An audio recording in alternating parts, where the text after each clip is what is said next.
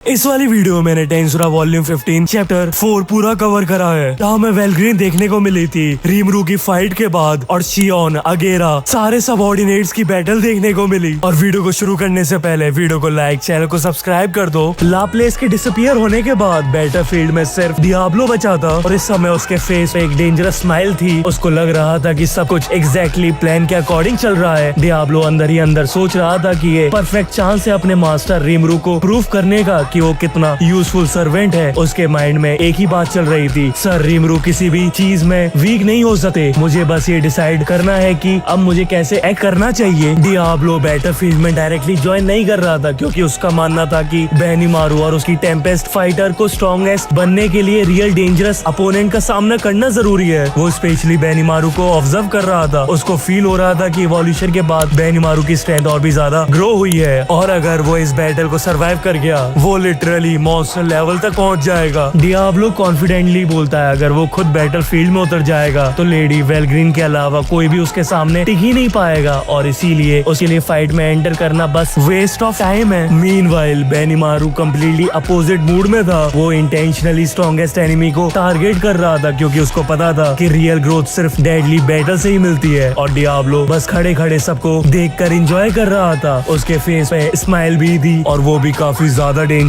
वहीं हम next panel में देखते हैं डियाब्लो के लिए रीमरू के ऑर्डर एब्सोल्यूट लॉ था। उसके अकॉर्डिंग उन्हें मरने की परमिशन नहीं थी। मतलब सिंपल वर्ड्स में उनके पास जीतने के अलावा और कोई ऑप्शन ही नहीं था। डियाब्लो क्लियरली समझा रहा था कि रीमरू क्या चाहता है। रीमरू नहीं चाहता कि उसके सबऑर्डिनेट्स सिर्फ पावर गिफ्ट में लेकर डिपेंडेंट बन जाएं। वो चाहता था कि सब अपनी स्ट्रेंथ खुद बैटल में प्रूव करें और ग्रो करें। डियाब्लो कहता है असली पावर तभी शाइन करती है जब तुम खुद उसे हासिल करो और एनिमी को डिफीट करके उस पावर को मास्टर करो। इसीलिए ये बैटलफील्ड परफेक्ट ट्रेनिंग ग्राउंड बन गया था। रीमरू बेसिकली अपने फॉलोअर्स को इवॉल्व करना चाहता था थ्रू रियल कॉम्बैट, लेकिन फिर डियाब्लो का अटेंशन करेरा और अल्टीमा पर गया और वो हल्की सी क्रीपी लाफ करता है। उसको लग रहा था कि दोनों बस ब्लाइंडली डिस्ट्रक्शन मचा रहे हैं, स्पेशली करेरा जो बैटलफील्ड में अपनी फुल पावर कंट्रोल नहीं कर पाती। डियाब्लो सोचता है कि उन्हें एक टफर फाइट की जरूरत है वरना वो लोग एक्साइटमेंट में लिटरली सबको मार डालेंगे। और जैसे ही उसने रीमरू और वेलग्रीन की क्लैश देखी डियाब्लो का एक्साइटमेंट अपने पीक पर पहुंच गया। उसकी स्माइल और भी ज्यादा डेंजरस हो गई। दूसरी साइड एम्पायर के सोल्जर्स कम्प्लीटली कॉन्फिडेंट थे।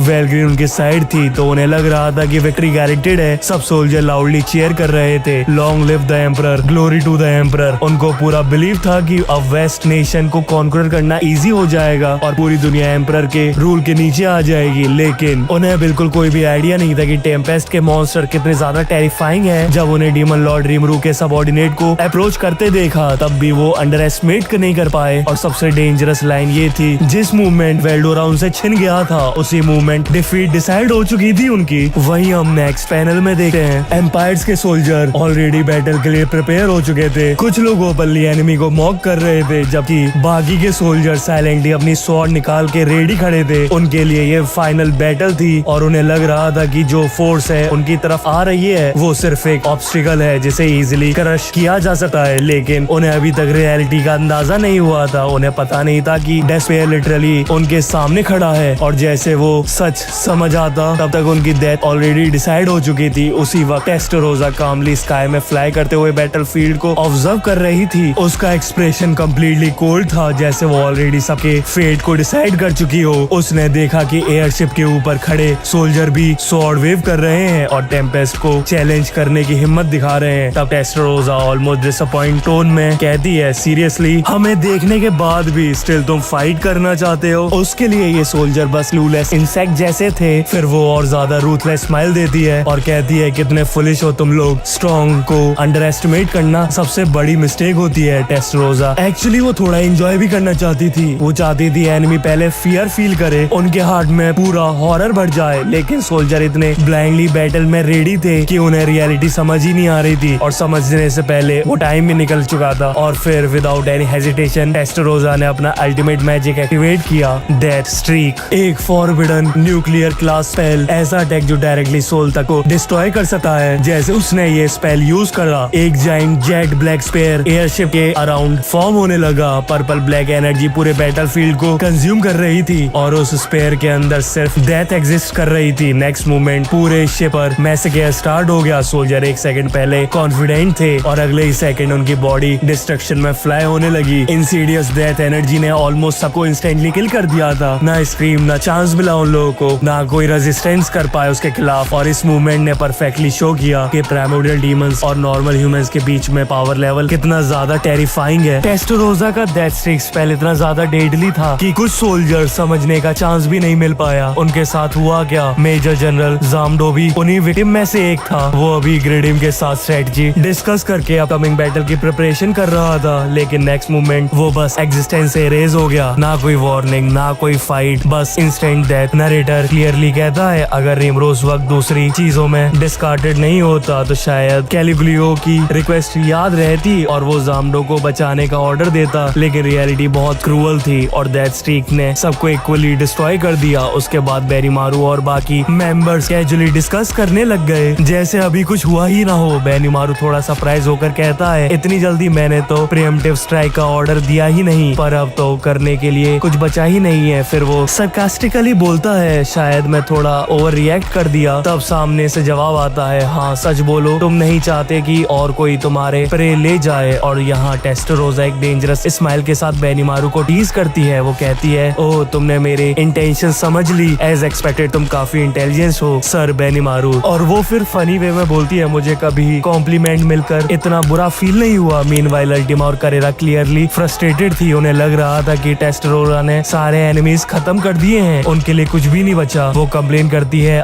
हमने भी थोड़े एनिमीज बचा दे दी हमारे लिए भी। और दूसरी साइड बेनीमारू बोलता है शायद ये मिशन डियाब्लो को ही देना चाहिए था, लेकिन टेस्टरोजा कम्प्लीटली काम थी। उसने उन दोनों को बस कोल्ड स्टेयर दिया और स्माइल करते हुए बोला तुम दोनों को अभी बहुत कुछ सीखना है। फिर वो एयरशिप की तरफ पॉइंट करती है जहाँ कुछ सर्वाइवर अभी भी जिंदा थे। टेस्टरोजा एक्सप्लेन करती है कि जो लोग डेथ स्ट्राइक से सर्वाइव कर पाए वो नॉर्मल सोल्जर नहीं हो सकते। या तो उनकी स्पिरिचुअल रेजिस्टेंस इंसेनली हाई थी या वो मैजिकली कंपेटिबल वाले एक्सेप्शनल फाइटर्स थे। मतलब सिंपल वर्ड में जो लोग अभी भी अलाइव है वो एक्चुअली एम्पायर के स्ट्रॉन्गेस्ट मॉन्स्टर हैं। और ये सुनकर टेस्टरोजा और भी ज्यादा एक्साइटेड हो जाती है बिकॉज फाइनली अब उसे वर्दी अपोनेंट मिलने वाले थे। वही हम नेक्स्ट पैनल में देखते हैं अल्टीमा और करेरा काफी ज्यादा इरिटेटेड हो जाती हैं क्योंकि उन्हें लग रहा था कि टेस्टरोजा ने पूरा बैटलफील्ड सोलो ही क्लियर कर दिया, लेकिन कंप्लेन करने की कोई फायदा ही नहीं था। इसलिए फाइनली दोनों मान गई और बेनीमारू के ऑर्डर के साथ रेड ऑफिशियली स्टार्ट हो गई। जब टेम्पेस्ट की टीम एयरशिप के आउटर डेक पर लैंड हुई तो उन्हें सामने एक हॉरिफाइंग सीन था। इंपीरियल नाइट की बॉडीज पूरे डेक पर बिखरी हुई थी, हर जगह कॉप्स ही कॉप्स थे और कुछ सोल्जर अभी भी लास्ट ब्रीथ ले रहे थे। कुछ लोग डेस्परेटली स्काई की तरफ हाथ बढ़ा रहे थे जैसे हेल्प मांग रहे हो, लेकिन सच ये था उनके लिए सब कुछ खत्म हो चुका था। नो हीलिंग मैजिक, ना ही कोई मेडिसिन, कुछ भी उन्हें सेव नहीं कर सकता था। इस समय जिस मूवमेंट उन्होंने टेस्टरोजा का सामना किया था उसी मूवमेंट उनकी डेथ ऑलरेडी डिसाइडेड हो चुकी थी। और यहाँ अल्टीमा कैजुअली बोलती है ये तो वेस्ट हो गया, अगर ये लोग थोड़े हाई क्वालिटी होते तो मैं इन लोगों से गाना गवा लेती टॉर्चर करने के बाद। मतलब उसके लिए मैसेकेयर भी एंटरटेनमेंट जैसा था। तब टेस्टरोजा कामली कहती है सेल्फिश मत बनो, देखो गेस्ट आ चुके हैं। उसका अटेंशन फ्लैगशिप के फ्रंट साइड पर था। वहाँ फाइनली एम्पायर के टॉप क्लास लीडर खड़े थे। एम्परर लुडारो खुद सामने था और उसके पास वेलग्रीन भी मौजूद थी जो कि इस समय सो रही थी। कोंडो और धमराडा भी उसके साइड में खड़े थे, साथ ही कुछ और एलाइट गार्ड्स भी थे। सीन इंस्टेंटली काफी ज्यादा टेंस हो जाता है। तब बेनीमारू आगे बढ़ता है और सरकास्टिक स्माइल के साथ बोलता है ओ एम्पायर खुद ग्रीटिंग देने आए हैं, क्या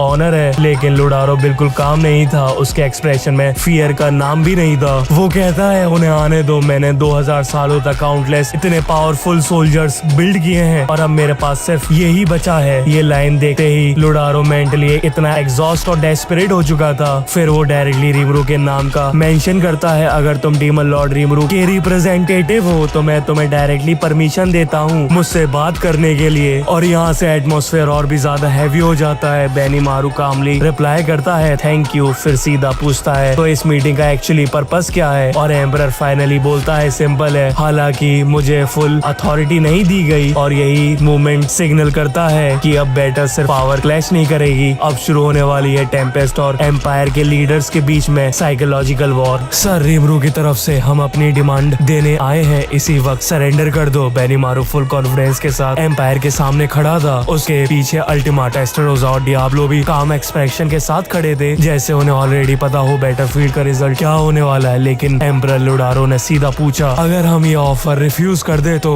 बेनिमारू बिना हेजिटेशन के बोलता है अगर रिफ्यूज किया तो हम सब मिलके तुम्हें एनाइलेट कर देंगे जब तक एक साइड कम्प्लीटली खत्म नहीं हो जाए। और फिर वो हल्का सा स्माइल करता है और वो कहता है not that we are allowed to die. ये लाइन सुनकर इंपीरियल साइड का एटमॉस्फेयर काफी ज्यादा टेंस हो जाता है। मार्को गुस्से में बोल पड़ता है तुम इतने एरोगेंट कैसे हो सकते हो, लेकिन डियाब्लो बस उसकी तरफ देख के स्माइल कर रहा होता और वो उससे कहता है कि एक छोटा सा कीड़ा आसमान को देखे उसकी हाइट समझ ही नहीं सकता। बेनिमारू का ऑरा अब और भी ज्यादा डेंजरस लग रहा था। पहले वाला इम्पल्सिव बेनिमारू अब नहीं रहा था, अब वो एक ट्रू वॉर कमांडर बन चुका था। उसके लिए ये नेगोशिएशन सिर्फ फॉर्मेलिटी थी। रीमरू का ऑर्डर क्लियर था, एनिमी को एलिमिनेट करो। और तभी सडनली बैटलफील्ड का एटमॉस्फेयर चेंज हो गया। वेलग्रीन जो अब तक चुप थी उसने धीरे से अपनी आंखें खोली और वो बोलती है लुडारो। उसकी आवाज में अर्जेंसी थी। लुडारो शॉक होकर पूछता है क्या हुआ। वेलग्रीन सराउंडिंग को ऑब्जर्व करती है और उसका एक्सप्रेशन इंस्टेंटली सीरियस हो जाता है क्योंकि उसे फाइनली रियलाइज हो गया था रीमरू ने मेरी रेप्लिकेशन कैप्चर कर ली है। और ये सुन के पूरी एम्पायर का साइड का कॉन्फिडेंस हिलने लग जाता है क्योंकि अब उन्हें समझ आ रहा था कि वो जिस मॉन्स्टर के अगेंस्ट खड़े हैं वो नॉर्मल डीमन लॉर्ड नहीं है। वहीं हम नेक्स्ट पैनल में देखते हैं वेलग्रीन को लग रहा था कि उसके पास अभी भी टाइम है, बस बैरियर तोड़ना है और फिर अपनी असली पावर वापस ले लेगी। लेकिन उसी मोमेंट रीमरू या टेक्निकली सील ने उसकी रेप्लिकेशन को कम्प्लीटली सील कर दिया। और जब वेलग्रीन ने बेनिमारू और बाकी प्राइमोर्डियल्स को अपने सामने खड़ा देखा उसके अंदर पहली बार जेन्युइन डेंजर फील हुआ। उसने बेनिमारू को कामली बोलती है वो सर रीमरू ने फिर इम्पॉसिबल कर दिया, हमें भी उनके लेवल तक पहुंचना होगा। अभी एक्सप्रेशन सीरियस थे लेकिन अंदर से सब शॉक थे। करेरा कॉन्फिडेंटली बोलती है लग रहा है रीमरू अभी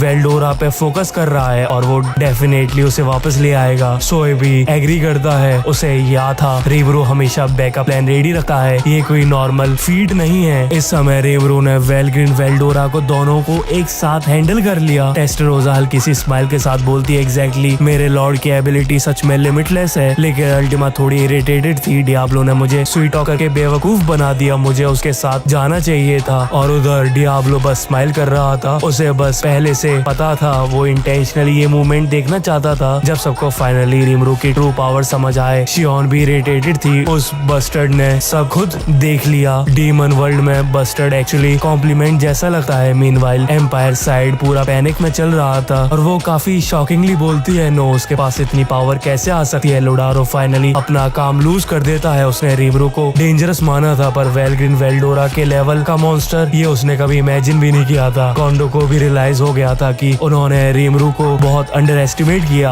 उनके पावर फेल हो रहे थे और अब सिचुएशन कम्प्लीटली एम्पायर के कंट्रोल से बाहर जा रही थी। अब उन्हें समझ आ रहा था रीमरू सिर्फ एक डीमन लॉर्ड नहीं, एक अनस्टॉपेबल एग्जिस्टेंस बन चुका है। वहीं हम नेक्स्ट पैनल में देखते हैं डमराडा अंदर ही अंदर एक डिसीजन ले चुका था, चाहे कुछ भी हो जाए मैं एम्परर लुडारो को प्रोटेक्ट करूंगा। उसे शुरू से ही फील हो रहा था कि रीमरू एक नॉर्मल एनिमी नहीं है। यूगी जैसे मास्टरमाइंड को भी रीमरू ने मैनिपुलेट कर पाया और वही बात उसे सबसे ज्यादा डेंजरस बनाती है। डमराडा सोचता है रीमरू में कुछ अलग है, वही करिश्मा जो यूकी में था। ऐसे लोग नेचुरली दूसरों को अपनी तरफ खींच लेते हैं और इसी वजह से डमराडा फुल अलर्ट था। उसे रियलाइज हो गया था कि रीमरू ने अब मर्सी या लॉजिक सब छोड़ दिया है, अब वो सिर्फ डिस्ट्रक्शन मोड में है। एम्पायर की strongest force already battle field पर थी, फिर भी रीमरू को ओवरवेल्म नहीं कर पाई और ये फैक्ट सबको डिस्टर्ब कर रहा है। मार्को और भी नाइट्स भी पैनिक फील कर रहे हैं क्योंकि वेलग्रीन जैसे एग्जिस्टेंस भी ओपनली एक्सट्रैक्ट कर चुकी थी कि रीमरू उसके इक्वल है। एटमॉस्फेयर इतना हैवी हो गया था कि दोनों साइड एक दूसरे को साइलेंटली ऑब्जर्व कर रहे थे। तभी वेलग्रीन साइलेंस तोड़ती है तो ये फाइनली शोडाउन है। उसके अराउंड पर्पल लाइटनिंग क्रैक होने लगती है, उसकी ड्रैगन ऑरा पूरा बैटलफील्ड हिला रही थी। तो वो कहती है फाइन देन, हम तुम सबको रीमरू को अपने सामने झुकाकर दिखाएंगे। ये चैलेंज डायरेक्टली बेनिमारू और प्राइमोर्डियल के सामने दिया गया था और बेनिमारू, डियाब्लो, अल्टीमा और टेस्टरोजा बस कामली उसकी तरफ देख रहे थे जैसे वो ऑलरेडी बैटलफील्ड का एंड देख चुके हो। फिर वेलग्रीन फाइनल लाइन बोलती है अपनी, very well all of you prove your power to me. और उस मूवमेंट पे बैटलफील्ड ऑफिशियली बिगिन होने वाला था। वहीं हम नेक्स्ट पैनल में देखते हैं लुडारो ने जैसे ही फाइनल डिसीजन लिया, एम्पायर के सोल्जर्स का फियर थोड़ा काम होने लगा। विक्ट्री हमारी होगी, वेलग्रीन कॉन्फिडेंटली स्माइल करते हुए बोलती है। उसकी स्माइल ब्यूटीफुल थी लेकिन उसके अंदर एक टेरिफाइंग कॉन्फिडेंस छुपा हुआ था। बेनिमारू और प्राइमोर्डियल्स भी रेडी थे। बेनिमारू कामली बोलता है हम इस वॉर को यहीं खत्म करेंगे और तभी वेलग्रीन ने अपने दोनों हाथों को आसमान की तरफ उठाए। अगला मूवमेंट पूरे बैटलफील्ड में पर्पल मैजिक सर्कल अपीयर होने लगे। एक एक करके पूरे बैटलफील्ड फील्ड में 8 जाइगेंटिक पोर्टल्स स्काई में ओपन हो गए थे। ये थे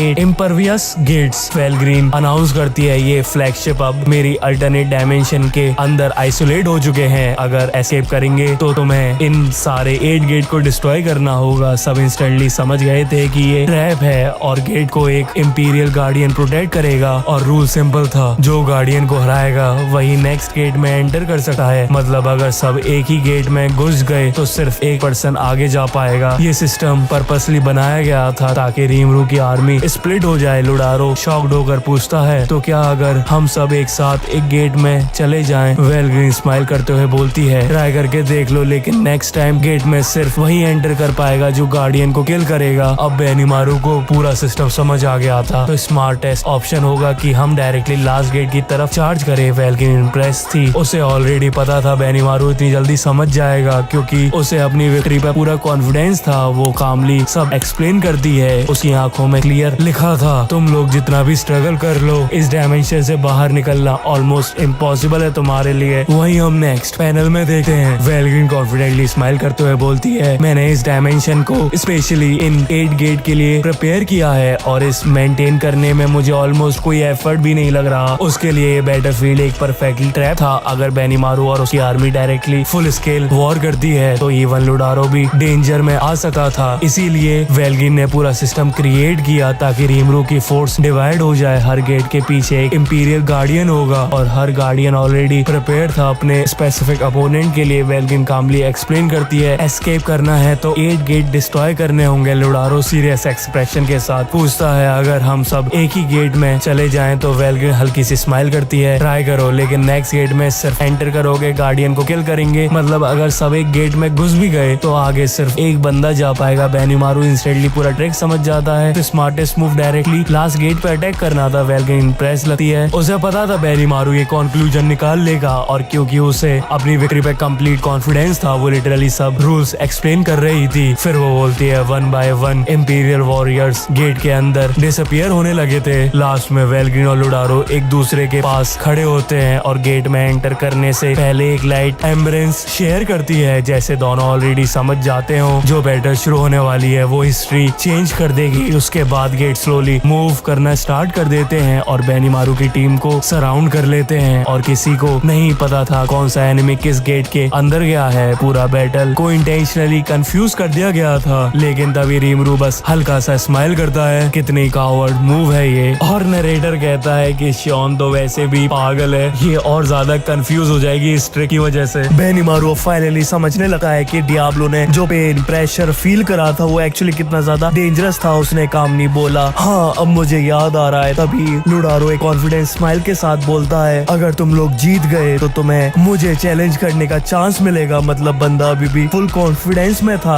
कि वेलग्रीन जीत ही जाएगी, लेकिन बेनिमारू भी पीछे हटने वाला नहीं था। वो डायरेक्टली बोलता है बैटल में कुछ भी हो सकता है और हम तुम्हें दिखा देंगे कि हम कितने इजीली नहीं हारने वाले। उसके बाद बेनिमारू अपनी टीम को ऑब्जर्व करता है कौन किस अपोनेंट को हैंडल करेगा, बट ऑब्वियसली शियोन इम्पेशेंट निकलती है। शियोन गुस्से में बोलती है बस बहुत हो गया, सर रीमरू ने ऑर्डर दिया है ना तो चलो सब खत्म कर देते हैं। बेनिमारू लिटरली टेंशन में आ गया। उसको पता था अगर शियोन को फ्री छोड़ दिया तो पूरा स्ट्रेटेजी केओस में बन जाएगा और बिना परमिशन का वेट किए शियोन ने डायरेक्टली एक गेट ही करके ओपन किया और अंदर चली गई। बेनिमारू बस उसे देखता रह गया और वो कहता है वेल जो भी हो उसे प्रोबेबली परफेक्ट अपोनेंट चूज किया होगा। फिर बात होती है रिमेनिंग गेट्स की। टोटल 7 गेट्स बचे थे और हर गेट के पीछे पावरफुल एनिमी वेट कर रहा था। तब वेरोन बोलता है अगर पॉसिबल हो तो मैक्रो मुझे दे दो और अल्टीमा इंस्टेंटली रिएक्ट करती है व्हाट, क्योंकि ऑब्वियसली अल्टीमा भी मैक्रो को पर्सनली डिस्ट्रॉय करना चाहती थी, लेकिन वेरोन कामली एक्सप्लेन करता है कि वो मैक्रो को डेफिनेटली बीट कर सकता है। बेनिमारू को भी उसकी स्ट्रेटेजी सही लगी और फाइनली बेनिमारू कंक्लूड करता है ठीक है स्टैंडर्ड स्ट्रेटेजी फॉलो करते हैं, जो एनिमी तुम कॉन्फिडेंटली हरा सकते हो पहले उसे एलिमिनेट करो। यानी अब actual gate battles officially start होने वाले थे और हर गेट के पीछे इंसेन 1v1 डेथ मैच का वेट हो रहा था। वही हम नेक्स्ट पैनल में देखते हैं बेनिमारू फाइनली डिसाइड करता है और वो कहता है ठीक है वेरोन तुम मैक्रो को हैंडल कर सकते हो। और वेरोन एक कॉन्फिडेंस स्माइल के साथ बोलता है हाँ परफेक्ट मुझे कोई प्रॉब्लम नहीं है। उसके बाद सडनली अगेरा सामने आता है, काम और सीरियस होता है। वो पूरा स्वॉर्ड मैन वाइब दे रहा होता है इस समय। वो रिस्पेक्टफुली बोलता है क्या मैं भी एक रिक्वेस्ट कर सकता हूँ। बेनिमारू उसकी तरफ देखता है और वो वो कहता है अगेरा हाँ बताओ। तो अगेरा रिवील करता है कि उसका भी एक पर्सनल टारगेट है। वो बोलता है कि एक बंदा है जिसे मुझे पर्सनली फाइट करनी है और उसका नाम है कोंडो। और जैसे ही कोंडो का नाम आता है एटमॉस्फेयर सीरियस हो जाता है। अगेरा एक्सप्लेन करता है वो मेरी ही स्वॉर्ड स्कूल का फाइटर है, एक ट्रू स्वॉर्ड्समैन, मैं उसे इग्नोर नहीं कर सकता। बेनीमारू इंस्टेंटली समझता है ये सिर्फ नॉर्मल बैटल नहीं है, ये एक स्वॉर्डमैन राइवलरी है। लेकिन प्रॉब्लम ये थी कि कोंडो वीक बिल्कुल नहीं था। इवन रीमरू भी उस बंदे को केयरफुल रहता है उससे। बेनीमारू डायरेक्टली पूछता है तुम श्योर हो ना कोंडो को हरा पाओगे तुम? और पहली बार अगेरा हेजिटेट करता है। वो ऑनेस्टली बोलता है मुझे नहीं पता, शायद मैं जीत भी ना पाऊं, लेकिन कम से कम बिना रिग्रेट के लड़ूंगा।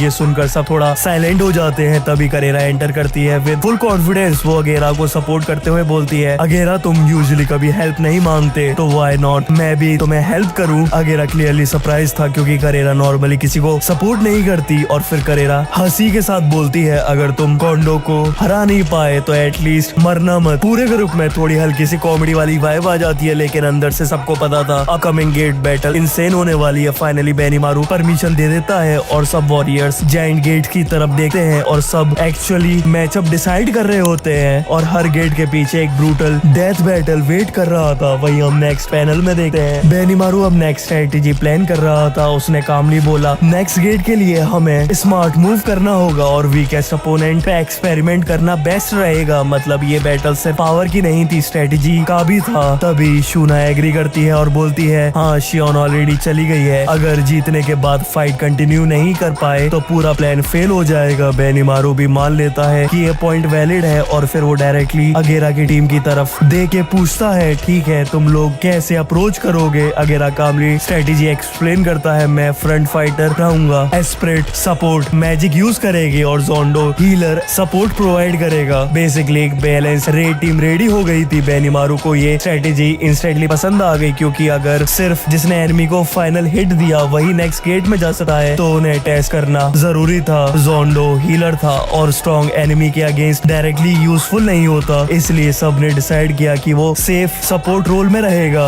और फाइनली बेनीमारू ऑर्डर देता है अगेरा, स्पिरिट और जोंडो ये गेट तुम लोगों को हैंडल करना पड़ेगा। फिर बेनीमारू एक स्पेशल गेट की तरफ पॉइंट करता है। उस गेट के पीछे वही इंपीरियल नाइट था जिसने पहले उनको प्यूनी लिटिल वॉर्म बोला था। अगेरा कॉन्फिडेंट स्माइल करने के साथ बोलता है विक्ट्री हमारी होगी और बेनीमारू भी साइलेंटली उन्हें परमिशन दे देता है। उसके बाद तीनों वॉरियर स्लोली पर्पल गेट की तरफ वॉक करते हैं। मैसिव मैजिकल पोर्टल ओपन होता है और बिना फियर के अगेरा, स्पिरिट, जोंडो उसके अंदर एंटर कर जाते हैं। बाकी सब वॉरियर बस उन्हें जाते हुए देखते हैं क्योंकि अब officially multiple gates battle start हो चुकी थी और हर गेट के पीछे डेथ लेवल अपोनेंट वेट कर रहे थे। वहीं हम नेक्स्ट पैनल में देखते हैं बेनीमारू अब नेक्स्ट फेज की प्लानिंग कर रहा था। वो कामली बोलता है अगेरा की टीम के रिटर्न होने के बाद डिसाइड करेंगे नेक्स्ट अटैक कौन करेगा। तभी डिसीजन स्टार्ट होता है रिमेनिंग गेट्स और अपोनेंट्स का। अल्टीमा एक्सप्लेन करती है वेलग्रीन वाला गेट बाद में हैंडल होगा, कोंडो का अपोनेंट करेरा होगा, मार्को को वेरोन लेगा और बाकी डमराड और 2 इंपीरियल नाइट्स बचते हैं। बेनीमारू क्वाइटली सब एनालाइज कर रहा था। उसके दिमाग में एक ही थॉट था इंपीरियल नाइट का लीडर सबसे ज्यादा डेंजरस लग रहा था उसे और वो कहता है कि मुझे उससे पर्सनली फाइट करनी चाहिए। और सरप्राइजिंगली टेस्टरोजा भी एग्री करती है। वो बोलती है हाँ मुझे भी सेम फीलिंग आ रही है। तभी डियाब्लो कैजुअली एंटर करता है विद दैट इविल स्माइल और वो कहता है तो क्या मैं डमराडा को ले सकता हूँ? और इंस्टेंटली अल्टीमा रिप्लाई करती है फाइन बाय मी, मैंने ऑलरेडी अपना ओपोनेंट चूज कर लिया है। और पूरा बैटल ऑफिशियली डिवाइड हो चुका था। बेनीमारू मेंटली कंपेयर कर रहा था रिमेनिंग एनिमीज को और उसके फील हुआ डमराडा और बाकी imperial night almost equal level के मॉन्स्टर्स हैं। फिर सोए की तरफ देखे पूछता है डुअल ब्लेड वाला नाइट तो मैं हैंडल कर लोगे क्या? सोए इंस्टेंटली काम टोन में बोलता है नो प्रॉब्लम, मैं उसे हैंडल कर लूंगा। सब कुछ स्मूथली डिसाइड हो रहा था लेकिन सडनली बेनीमारू ऑकवर्ड एक्सप्रेशन के साथ बोलता है एक प्रॉब्लम है, मुझे इन लोगों के नेम्स ही नहीं पता। और सब थोड़ा कंफ्यूज हो जाते हैं। बेनीमारू स्क्रैच करते हुए बोलता है हर गेट के पीछे कौन है पता है पर नाम ही नहीं पता किसी का। और डियाब्लो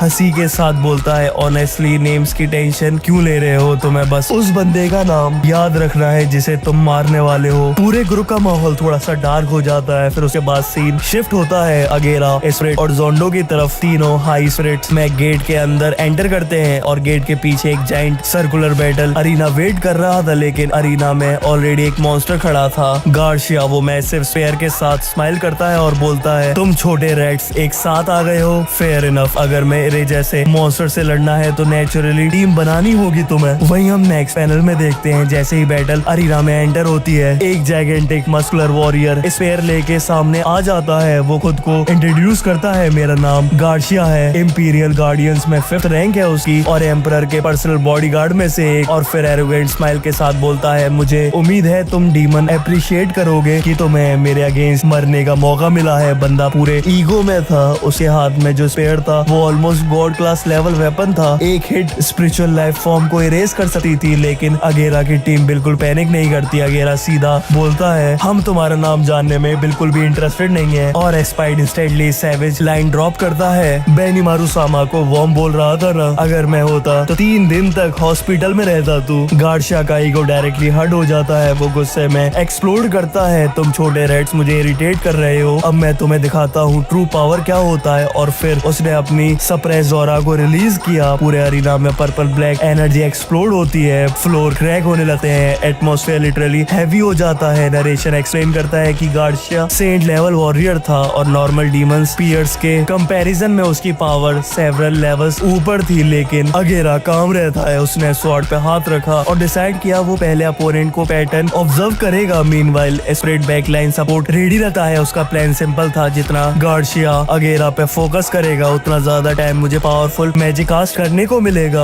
और जोंडो हीलर सपोर्ट रोल में रेडी था, वो बेसिकली बैकअप और रिकवरी हैंडल करने वाला था। मतलब तीनों की perfect team work strategy ready थी। लेकिन सामने वाला एनिमी मॉन्स्टर लेवल का था और अब actual gate battle fight start होने वाली थी। गार्शिया फुल एटीट्यूड में खड़ा था और डीमन को डायरेक्टली इंसल्ट कर रहा था और वो कहता है, हाँ तुम लोग सिर्फ नाम के डीमन हो, हम इंपीरियल नाइट्स ने तुम्हें जैसे मॉन्स्टर को काउंटलेस टाइम डिस्ट्रॉय किया है। उसकी आंखों में प्योर एरोगेंस था, जैसे बैटल ऑलरेडी जीत चुका हो। पीछे खड़ी है स्प्राइट, कामली ऑब्जर्व कर रही थी, उसका एक्सप्रेशन बिल्कुल कोल्ड था। वो डायरेक्टली फाइट नहीं कर रही थी because she was using his special skill observer. Basically Sprite पूरी बैटलफील्ड की इंफॉर्मेशन सीक्रेटली एनालाइज करके एलआई तक भेज रही थी। गार्शिया को लग रहा था डीमन वीक्स है, बट रियली अगेरा सिर्फ उसको स्टडी कर रहा था। उसने स्वॉर्ड भी प्रॉपर्ली ड्रॉ नहीं की क्योंकि एक गलत मूव और गार्शिया इंस्टेंटली फिनिश हो सकता था। बेनीमारू साइड से प्रेशर फील कर रहा था, उसको समझ आ रहा था। So this is a high level commander. Garcia का स्पिरिचुअल प्रेशर इंसेन था, लेकिन प्रॉब्लम ये थी वो सामने ऑर्डिनरी डीमन नहीं थे,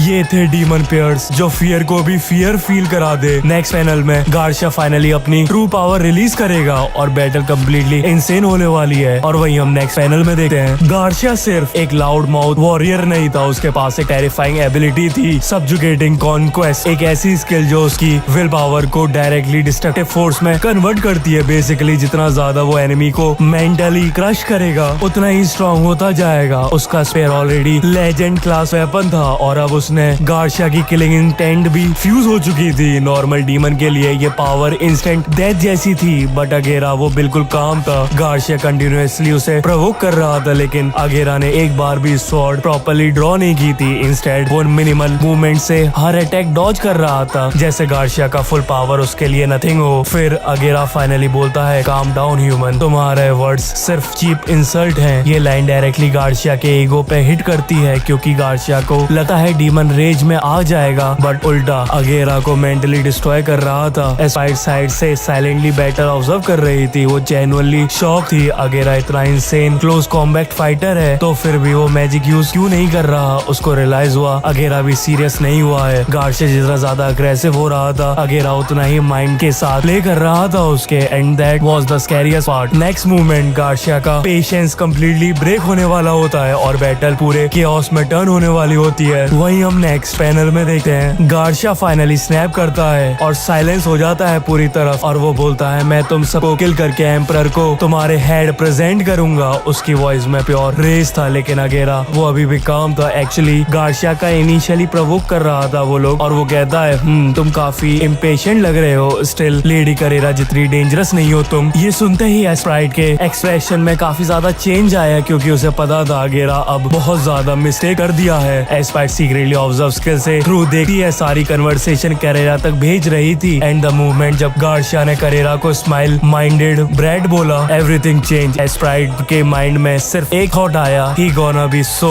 मच ट्रबल लेटर। गार्शिया को अभी भी रियलिटी समझ नहीं आ रही थी, वो प्राउडली लेडी वेलग्रीन और कॉन्डो की पावर हाइप कर रहा था, जैसे डीमंस ऑलरेडी डूम्ड हो, तुम इंसेक्ट्स हो, पैथेटिक, स्लॉटर के अलावा तुम्हारा फ्यूचर कुछ भी नहीं है। बट उसको बिल्कुल आइडिया नहीं था कि जिस मॉन्स्टर को वो इंसल्ट कर रहा है वो ऑलरेडी सुन चुकी है। स्पाइट फाइनली ऑब्जर्व कनेक्शन बंद करके ट्राई करती है, but too late. Scene cut होता है and suddenly Carrera appears smile करते हुए। लाफ करती है वो सॉफ्टली और वो कहती है I just heard a funny story from Esprit. उसकी स्माइल चेयरफुल थी but atmosphere pure death aura से भर चुका था और सबको पता था गार्शिया ने अपनी डेथ वारंट खुद साइन करा है। और नेक्स्ट पैनल में हम देखते हैं करेरा का true terrifying side finally reveal होने वाला होता है। वहीं हम नेक्स्ट पैनल में देखते हैं अल्टीमा को ऑलरेडी गुस्सा आ रहा था। एनिमी ने डेफिनेटली कुछ स्टूपिड बोला होगा और वो कहती है वो कैसी स्टोरी बोली उसने। जब उसे पता चला कि गार्शिया ने उसको लिटरली एक लिटिल ब्रैट बोला है, उसके फोरहेड पे ब्लू वेन्स इंस्टेंटली अपीयर हो गई। पूरे रूम का एटमॉस्फेयर डेंजरस हो गया। इवन वेरॉन पैनिक करने लगा क्योंकि उसे पता था जब अल्टीमा जेन्युइनली एंग्री होती है तो डिस्ट्रक्शन गारंटेड होता ही होता है। डीप डाउन वेरॉन से प्रे कर रहा था कि उसने रॉन्ग गेट चूज न किया हो। मीनवाइल टेस्टरोजा कंप्लीटली साइलेंट थी। नॉर्मली सब लोग उसकी ब्यूटीफुल प्रेस करते थे बट गार्शिया ने उसको toad at the bottom of a well बोल दिया। ये इंसल्ट डायरेक्टली उसके प्राइड पे हिट हुआ। उसका एक्सप्रेशन काम था बट अंदर से शी वॉज फ्यूरियस। बेनीमारू अब अनॉयड होने लगा था। पहले वॉर्म अब इंसेक्ट। इस बंदे की हिम्मत देखो। ओनली शोई काम था। उसने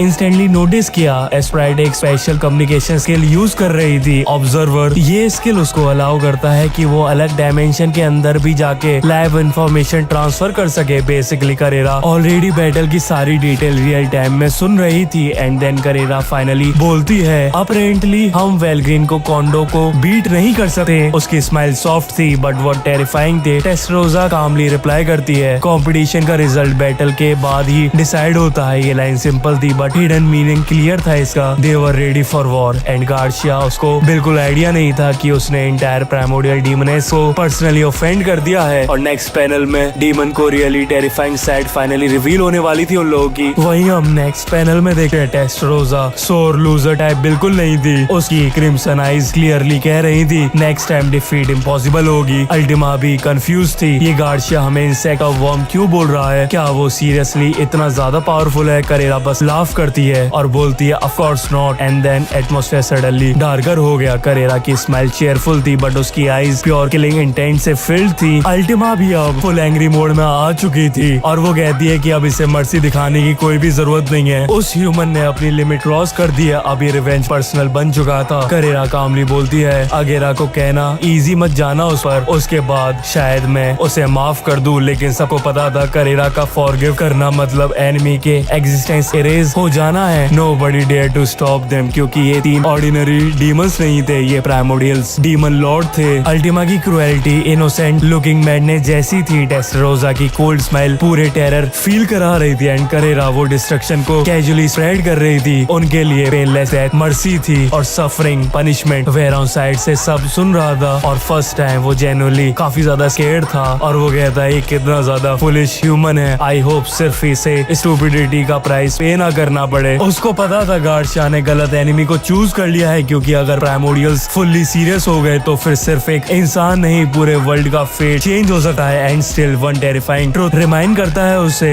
दे still can't defeat Wellgreen at least not yet. But after insulting the primordials Garcia death was already decided. Imagine करो तुम इतने ज्यादा पावरफुल हो कि तुम डीमन लॉर्ड को भी हरा सको फाइट में, लेकिन तुम यहाँ अगेरा और गार्शिया जैसे कैरेक्टर को ही ना हरा पा रहे हो। बैटलफील्ड पूरा केओस में था। गार्शिया बस खड़ा होकर सबको मॉक कर रहा था तुम लोग वीक हो, बस गिव अप कर दो ऑलरेडी। और सबसे ज्यादा क्रेजी पार्ट वो कॉन्फिडेंसली बोल रहा था क्योंकि उसे पता था कि उसका जो डिफेंस है वो काफी ज्यादा इम्पॉसिबल है उसके डिफेंस को तोड़ना। एस्प्राइट टेंशन में ऑलमोस्ट पैनिक कर रही थी क्योंकि करेरा ऑलरेडी एंग्री थी। बेनीमारू प्रेशर डाल रहा था उस पर और अगर ये मिशन फेल हुआ बेइज्जती होगी वो अलग से। लेकिन सबसे वियर्ड बंदा था जोंडो। वो लिटरली साइड में खड़ा होकर चाय पी रहा था जिसे ये लाइफ और डेथ बैटल नहीं ऑफिस ब्रेक चल रहा हो। एस्प्राइट ऊपर से चिल्लाती है why am I the only one stressed here और जोंडा फुल एनपीसी एनर्जी में बोलता है that's none of your business. Meanwhile Agera suddenly realize करता है कि उसकी स्ट्रेंथ इश्यू नहीं है, प्रॉब्लम गार्शिया का डिफेंस था। हर सेकंड उसका आर्मर और भी ज्यादा स्ट्रॉन्ग होता जा रहा था। नॉर्मल अटैक यूजलेस थे उसके खिलाफ और मैजिक भी यूजलेस था। इवन स्वॉर्ड स्ट्राइक भी काम नहीं कर रही थी उसके खिलाफ। तब अगेरा के एक इंसेन कंक्लूजन पे पहुंचता है सिर्फ बॉडी से अटैक करके मैं इसको कभी नहीं हरा सकता तो मुझे अपनी विल को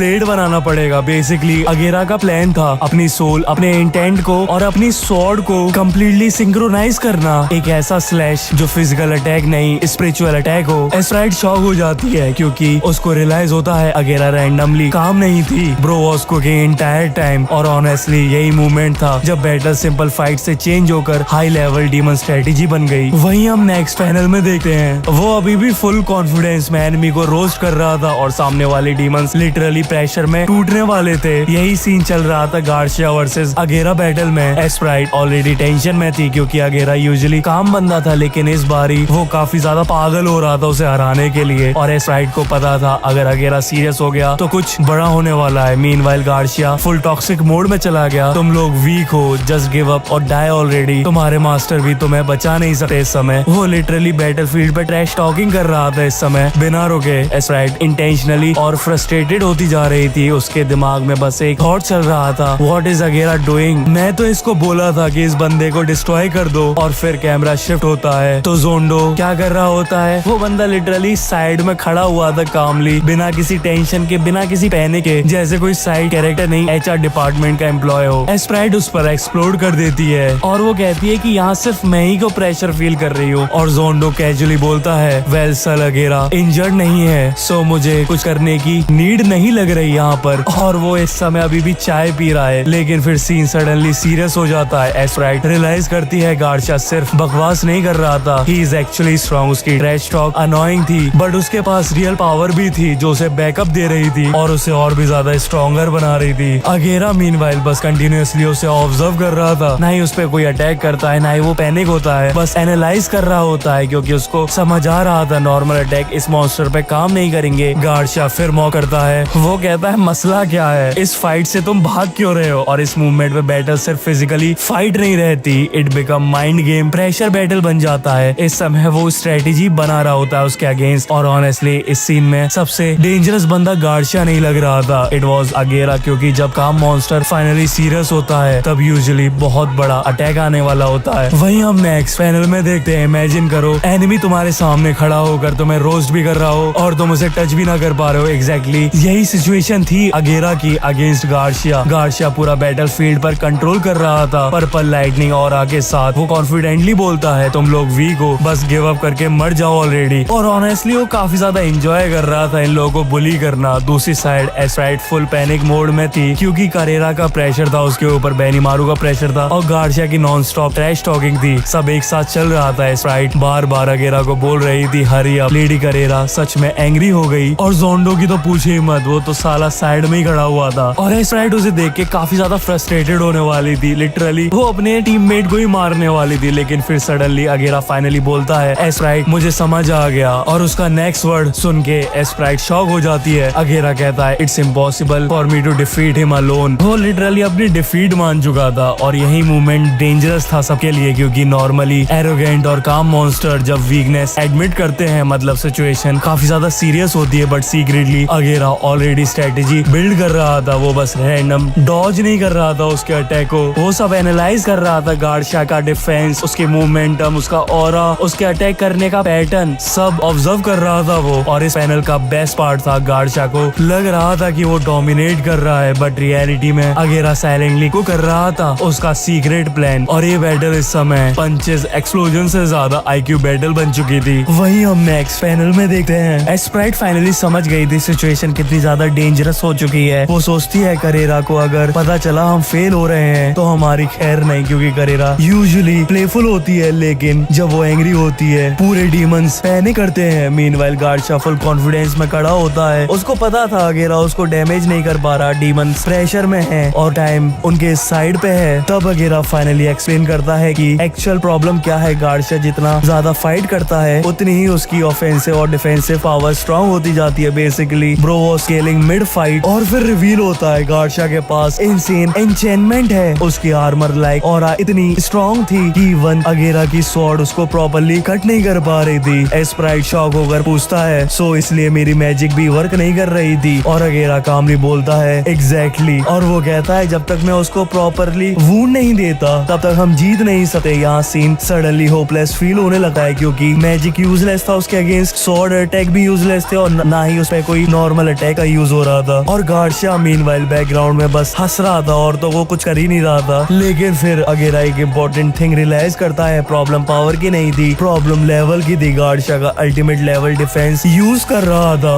और नॉर्मल अटैक उस लेवल को बाईपास नहीं कर पा रहे थे। इस पॉइंट पे बैटल सिंपल फाइट नहीं रहती, it become spiritual power clash, ultimate skill battle और हाई आईक्यू कॉम्बैट। और बेस्ट पार्ट, जब सब होपलेस फील कर रहे थे, अगेरा एक्चुअली साइलेंटली सॉल्यूशन ढूंढ रहा था। वहीं हम नेक्स्ट पैनल में देखते हैं स्प्राइट फाइनली अगेरा से डायरेक्टली पूछती है, तुम्हारे पास एक्चुअली कोई प्लान भी है या हम बस यहाँ ऐसे ही लूज करने वाले हैं? क्योंकि ऑनेस्टली सिचुएशन ऑलरेडी बहुत ज्यादा खराब हो चुकी है। गार्शिया स्ट्रॉन्गर होता जा रहा है, अटैक इग्नोर करने लग गया है अब वो, और फुल कॉन्फिडेंस में बैटल फील्ड डोमिनेट कर रहा है। लेकिन तब अगेरा सडनली स्माइल करता है और बोलता है, ऑफ कोर्स मेरे पास प्लान है, बस थोड़ा और कॉर्पोरेट करो मेरे साथ। यहाँ स्प्राइट को रियलाइज होता है अगेरा इस समय पैनिक नहीं कर रहा, यानी कि वो सच बोल रहा है। स्प्राइट नॉर्मली किसी की हेल्प इजीली नहीं करती, लेकिन इस बारी इसके पास चॉइस भी नहीं थी और सीक्रेटली उसको अगेरा पे ट्रस्ट भी था। तब अगेरा फाइनली अपना इनसेन स्ट्रेटेजी रिवील करता है, I am going to transform my will into my blade. और यही मूवमेंट पूरा बैटल चेंज कर देती है, क्योंकि अगेरा रियलाइज कर चुका था नॉर्मल अटैक गार्शिया पे काम नहीं करने वाले, चाहे शॉर्ट स्ट्राइक हो, मैजिक हो या फिर ब्रूट फोर्स हो। गार्शिया का डिफेंस सब सरवाइव कर रहा था। अगेरा एक्सप्लेन करता है, उसका आर्मर सिर्फ फिजिकल नहीं, वो मार्शल ऑरा और अल्टीमेट एन्चेंटमेंट से प्रोटेक्टेड है। बेसिकली उसके पास इस समय गॉड ईयर डिफेंस है। और फिर अगेरा का रियल जीनियस मूवमेंट आता है, वो कहता है, अगर फिजिकल ब्लेड काम नहीं कर रही तो मुझे स्पिरिचुअल ब्लेड यूज करनी पड़ेगी, मतलब स्वॉर्ड और सोल को एक ब्लेड में बनाना, अपनी पूरी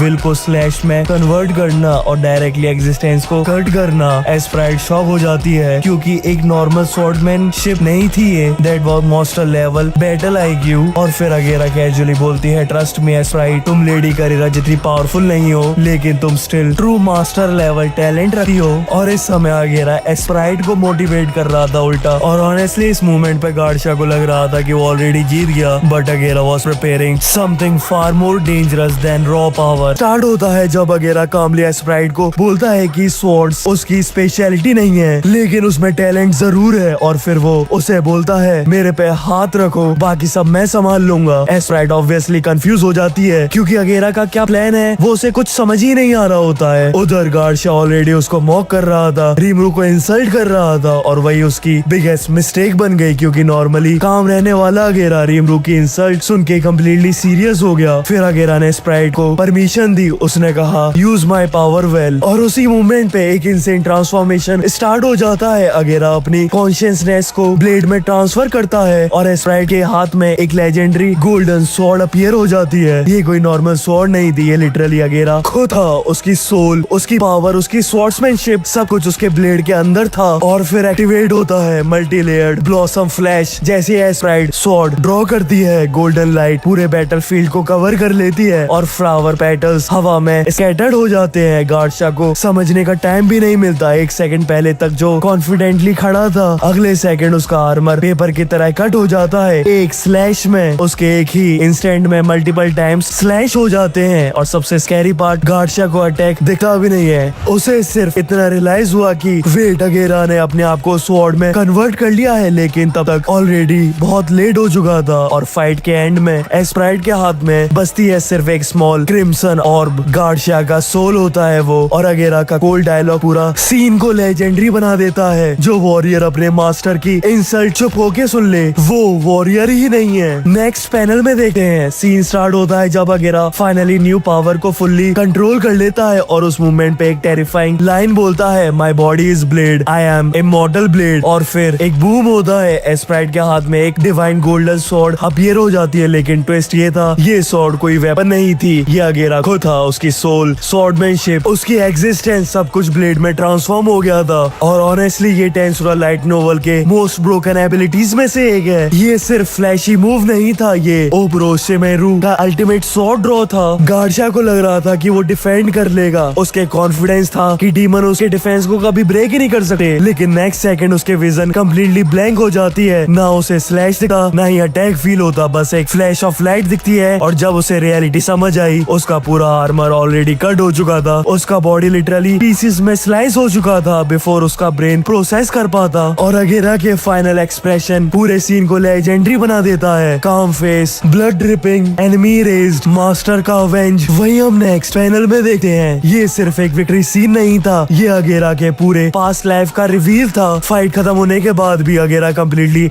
हैप्पी नहीं था, उसे रिग्रेट हो रहा था कि वो एक स्मॉल एनिमी के वर्ल्ड पर इमोशनल हो गया। और ऑनेस्टली ये डिटेल्स अगेरा के कैरेक्टर को और भी ज्यादा बेडएस बनाती है, क्योंकि वो सिर्फ एक स्ट्रॉन्ग कैरेक्टर नहीं था, वो डिसिप्लिन वॉरियर था। एस्प्राइट उसे कामली कन्फ्रंट करती है और वो बोलती है, इवन करेरा हैव परमिशंस, इतना हार्ड मत बनो खुद पर। और वही से स्टार्ट होता है अगेरा का सेल्फ रिफ्लेक्शन। उसे रियलाइज होता है कि ब्लेड ट्रांसफॉर्मेशन के बाद सिर्फ पावर ही नहीं, उसकी पुरानी मेमोरीज भी वापस आ रही है। और फिर रिवील होता है एक ह्यूज सीक्रेट, अगेरा ओरिजिनली एक ह्यूमन स्वॉर्ड्समैन था, एक लेजेंडरी समुराई। उसका ओरिजिनल नाम था ब्याकुया अराकी। और ये रिवील पूरे सीन को एपिक बना देता है। अगेरा याद करता है कैसे उसकी सोल हमेशा स्वॉर्ड्स में रिसाइड करती है, कैसे उसने एक anti monster sword style create करी थी, ओबरोरियू या क्रेस्ट स्टाइल। और फिर उसके माइंड में फ्लैश होता है हकुरो, लेजेंडरी स्वॉर्ड मास्टर, उसके डिसिप्लिन, उसके डोजो, उसकी टेक्निक्स, सडनली सब कनेक्ट होने लग जाती हैं। अगेरा रियलाइज करता है कि उसका समुराई अपीयरेंस रैंडम नहीं था, उसकी स्वॉर्ड्समैन ऑब्सेशन रैंडम नहीं थी,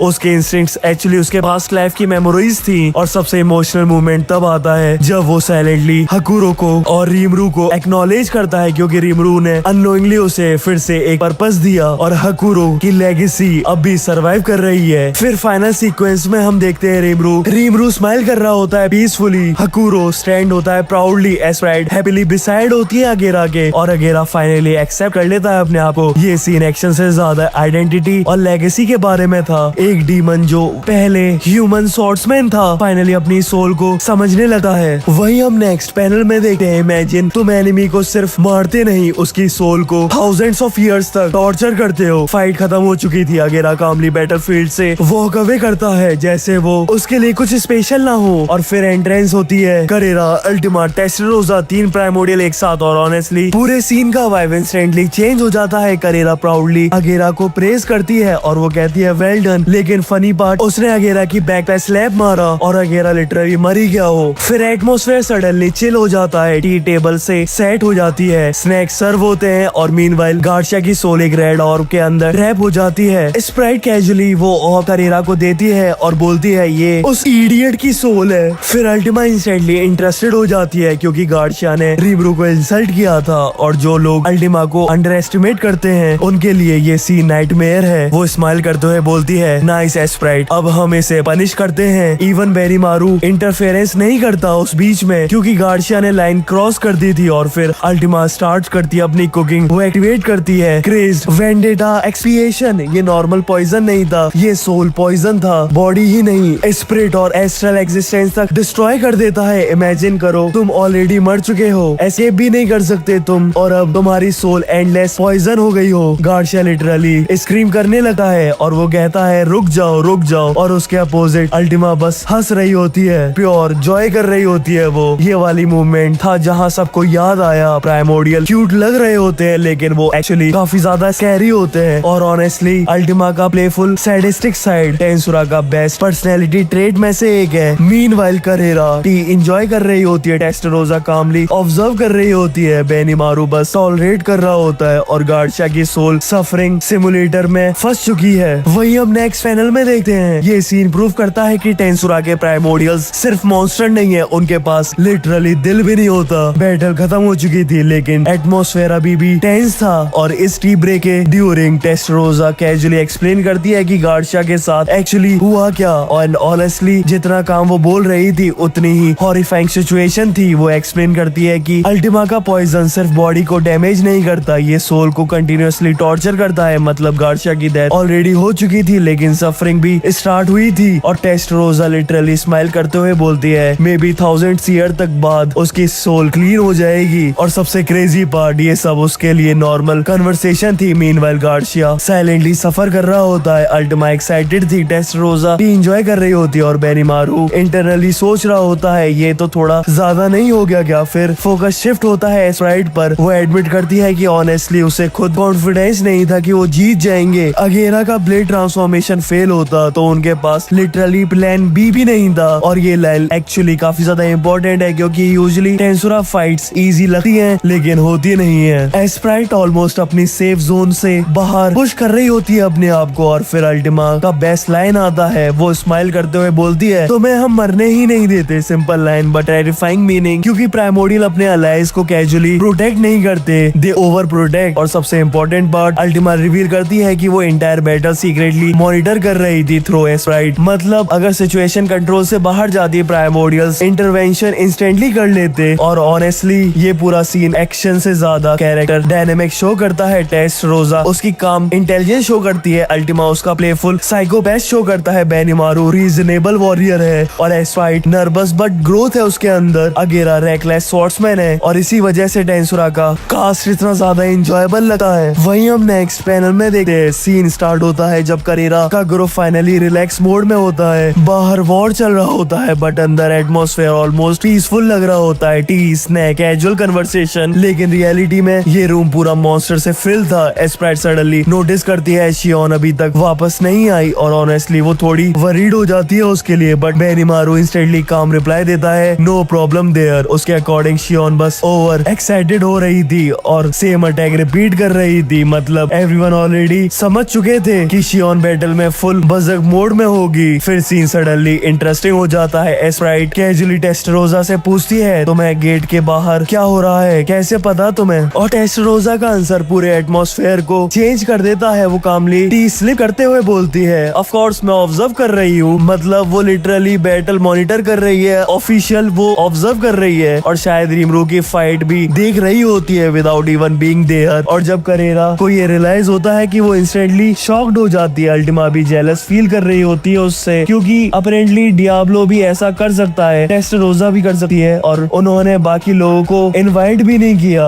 और अल्टीमा चाइल्डिश रेज के साथ स्टार्ट होता है, दैट्स अनफेयर टेस्टरोजा। ऑनेस्टली ये सीन हिलेरियस था बिकॉज एक साइड टेरिफाइंग प्राइमोर्डियल्स हैं और दूसरी side acting like jealous siblings. ये पूरा सीन एक्चुअली दिखाता है कि प्राइमोर्डियल बैटलफील्ड को भी कैजुअल हैंगआउट बना देते हैं। वही हम नेक्स्ट पैनल में देखते हैं। अब सीन शिफ्ट होता है बैटलफील्ड से वापस डीमन ऑफिसर्स की मीटिंग पर, जब शोए, शियोन और बाकी ऑफिसर अपना अपना गेट्स के अंदर फाइट कर रहे थे। तब बाहर करेरा, अल्टीमा, टेस्टरोजा, बेनिमारू और शोए की टीम सिचुएशन को मॉनिटर कर रही थी। यहाँ एक इंटरेस्टिंग बात रिवील होती है। टेस्टरोजा बताती है कि मॉस ने सीक्रेटली सभी गेट के अंदर अपने मॉनिटरिंग पॉइंट्स सेट कर दिए हैं, इसी वजह से वो लोग बिना अंदर घुसे भी बैटल्स को ऑब्जर्व कर रहे हैं। लेकिन एक प्रॉब्लम थी, अगेरा के गेट को क्लियर करने के बाद भी बेनिमारू और शोए किसी दूसरे गेट में एंटर कर ही नहीं पा रहे थे। ऐसा लग रहा था कि ये डायमेंशन विनर्स को टेम्परेरीली लॉक कर देता हो और डायरेक्ट इंटरफेरेंस अलाउ नहीं कर रहे थे। इससे सबको एक बात क्लियर हो गई थी, हर ऑफिसर को अपनी फाइट खुद ही फिनिश करनी होगी। तब डिस्कशन शियोन पर आ जाता है। एस्प्राइट थोड़ी कंसर्न होकर पूछती है कि शियोन की सिचुएशन कैसी चल रही होगी, क्योंकि वो काफी देर से गेट के अंदर है। बेनिमारू बिल्कुल रिलैक्स्ड नजर आता है क्योंकि उसके अकॉर्डिंग शियोन यूजुअल की तरह ओवर कॉन्फिडेंट है, लेकिन डेंजर में नहीं है। बस वो सेम अटैक्स रिपीट कर रही है और अभी तक अपोनेंट की वीकनेस प्रॉपर्ली आइडेंटिफाइड नहीं कर पाई। टेस्टरोजा भी सरप्राइजिंगली काम रहती है। वो कैजुअली रिवील करती है कि वो सिर्फ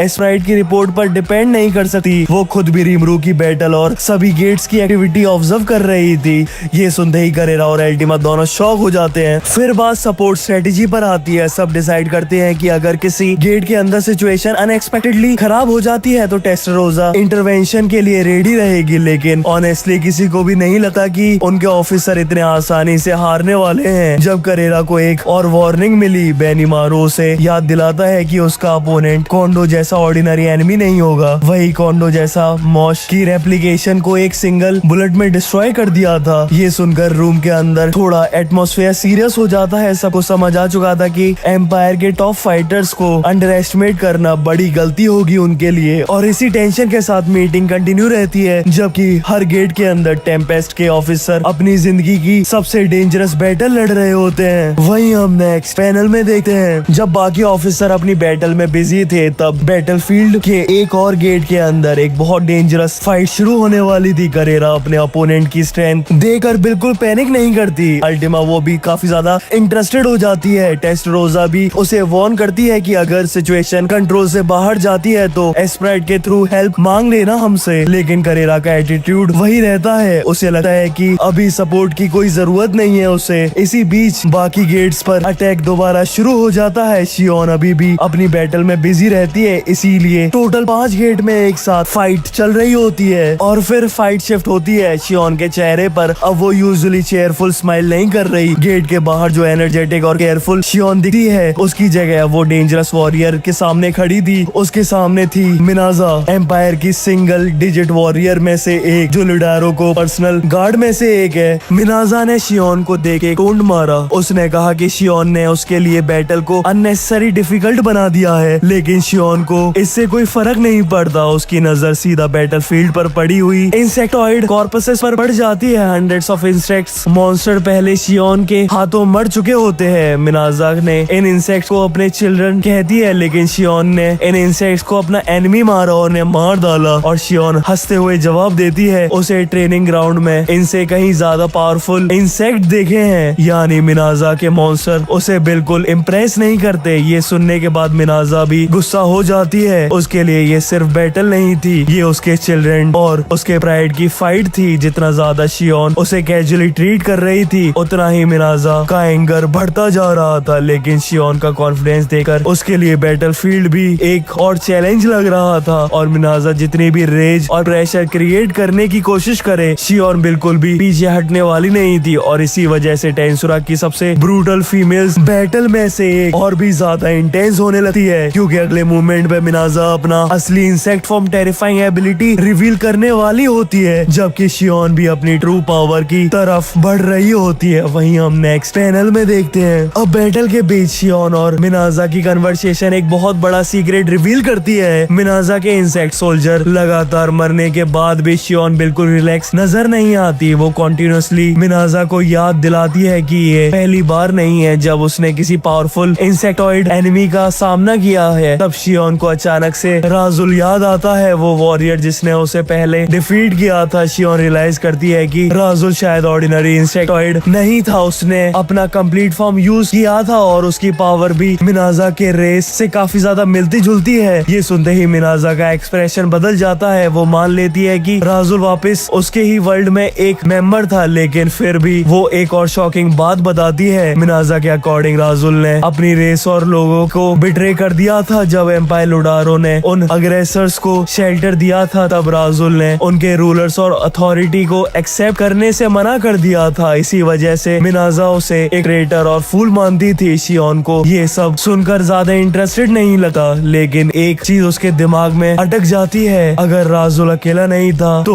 क्या और भी इंसेक्टॉइड रेस एग्जिस्ट करते हैं, और क्या उनके लोग दूसरे वर्ल्ड में भी मौजूद हैं। मिनाजा फिर अपने असली वर्ल्ड के बारे में बताना शुरू करती है। वो एक्सप्लेन करती है कि उसका होम वर्ल्ड कई अलग अलग इंटेलिजेंट स्पीशीज से भरा हुआ है। अग्रेसर जैसे रेसेस अंडरवर्ल्ड गेट्स का उसे करके दूसरे वर्ल्ड में ट्रेवल कर सकते हैं। सिर्फ इंसेक्टॉइड ही नहीं, वहाँ साइक्रोपीड्स और भी मिस्टीरियस रेस एग्जिस्ट करती हैं। सबसे इंटरेस्टिंग बात ये थी कि मिनाजा और उसकी रेस डीमन की तरह प्योर फिजिकल बीइंग नहीं थे, वो सेमी स्पिरिचुअल लाइफ फॉर्म थे। इसीलिए अलग वर्ल्ड में मैनिफेस्ट होना और सरवाइव करना काफी ज्यादा आसान था उनके लिए। जितना ज्यादा मिनाजा बोलती गई, उतना ही ज्यादा बड़ा पिक्चर सामने आता गया। ये कॉन्फ्लिक्ट सिर्फ एम्पायर और टेम्पेस्ट के वॉर नहीं थी, इसके पीछे पूरी दुनिया, रेस और सिविलाइजेशन का कनेक्शन छुपा हुआ था। शियोन को आंसर मिल गया था, लेकिन उसका फोकस अभी भी बैटल पर था। उसके लिए अपना इम्पोर्टेंट चीज थी मिनाजा को हराना, और मिनाजा भी समझ चुकी थी कि सामने खड़ी ये पर्पल हेयर्ड ओनी कोई ऑर्डिनरी अपोनेंट नहीं है। अगले मूवमेंट उसकी फाइट को और भी ज्यादा डेंजरस लेवल पर जाने वाली होती है, क्योंकि मिनाजा अब अपनी ट्रू इंसेक्ट पावर रिवील करने वाली होती है, जबकि शियोन की इवोल्यूशन भी काफी ज्यादा करीब होती है। वही हम नेक्स्ट पैनल में देखते हैं अब मिनाजा ने फाइनली अपने वर्ल्ड और अपनी रेस के बारे में सच बताना शुरू किया, और जो रिवील हुआ उसने शियोन को भी सरप्राइज कर दिया। मिनाजा एक्सप्लेन करती है कि उसके होम वर्ल्ड में सालों से गरीबी और फूड शॉर्टेज चल रही थी। इसी वजह से अग्रेसर नाम की रेस लगातार नए वर्ल्ड्स पर इन्वेड कर रही थी, ताकि वो अपने लोगों के रिसोर्स और टेरिटरी हासिल कर सके। और इंसेक्टॉइड यानी जाइंट इंसेक्ट्स वॉरियर इस इन्वेजन प्लान का एक इम्पोर्टेंट हिस्सा थे। कुछ रेसेस ऐसी भी थी जो अग्रेसर की अपॉर्चुनिटी या फिर अथॉरिटी को मानने से मना कर देते हैं। तब शियोन को एक इम्पोर्टेंट बात याद आती है, राजुल वही इंसेक्ट वॉरियर जिसे उसने पहले डिफीट कर रखा था। शियोन सडनली कनेक्ट करती है कि राजुल शायद मिनाजा का ही वर्ल्ड से था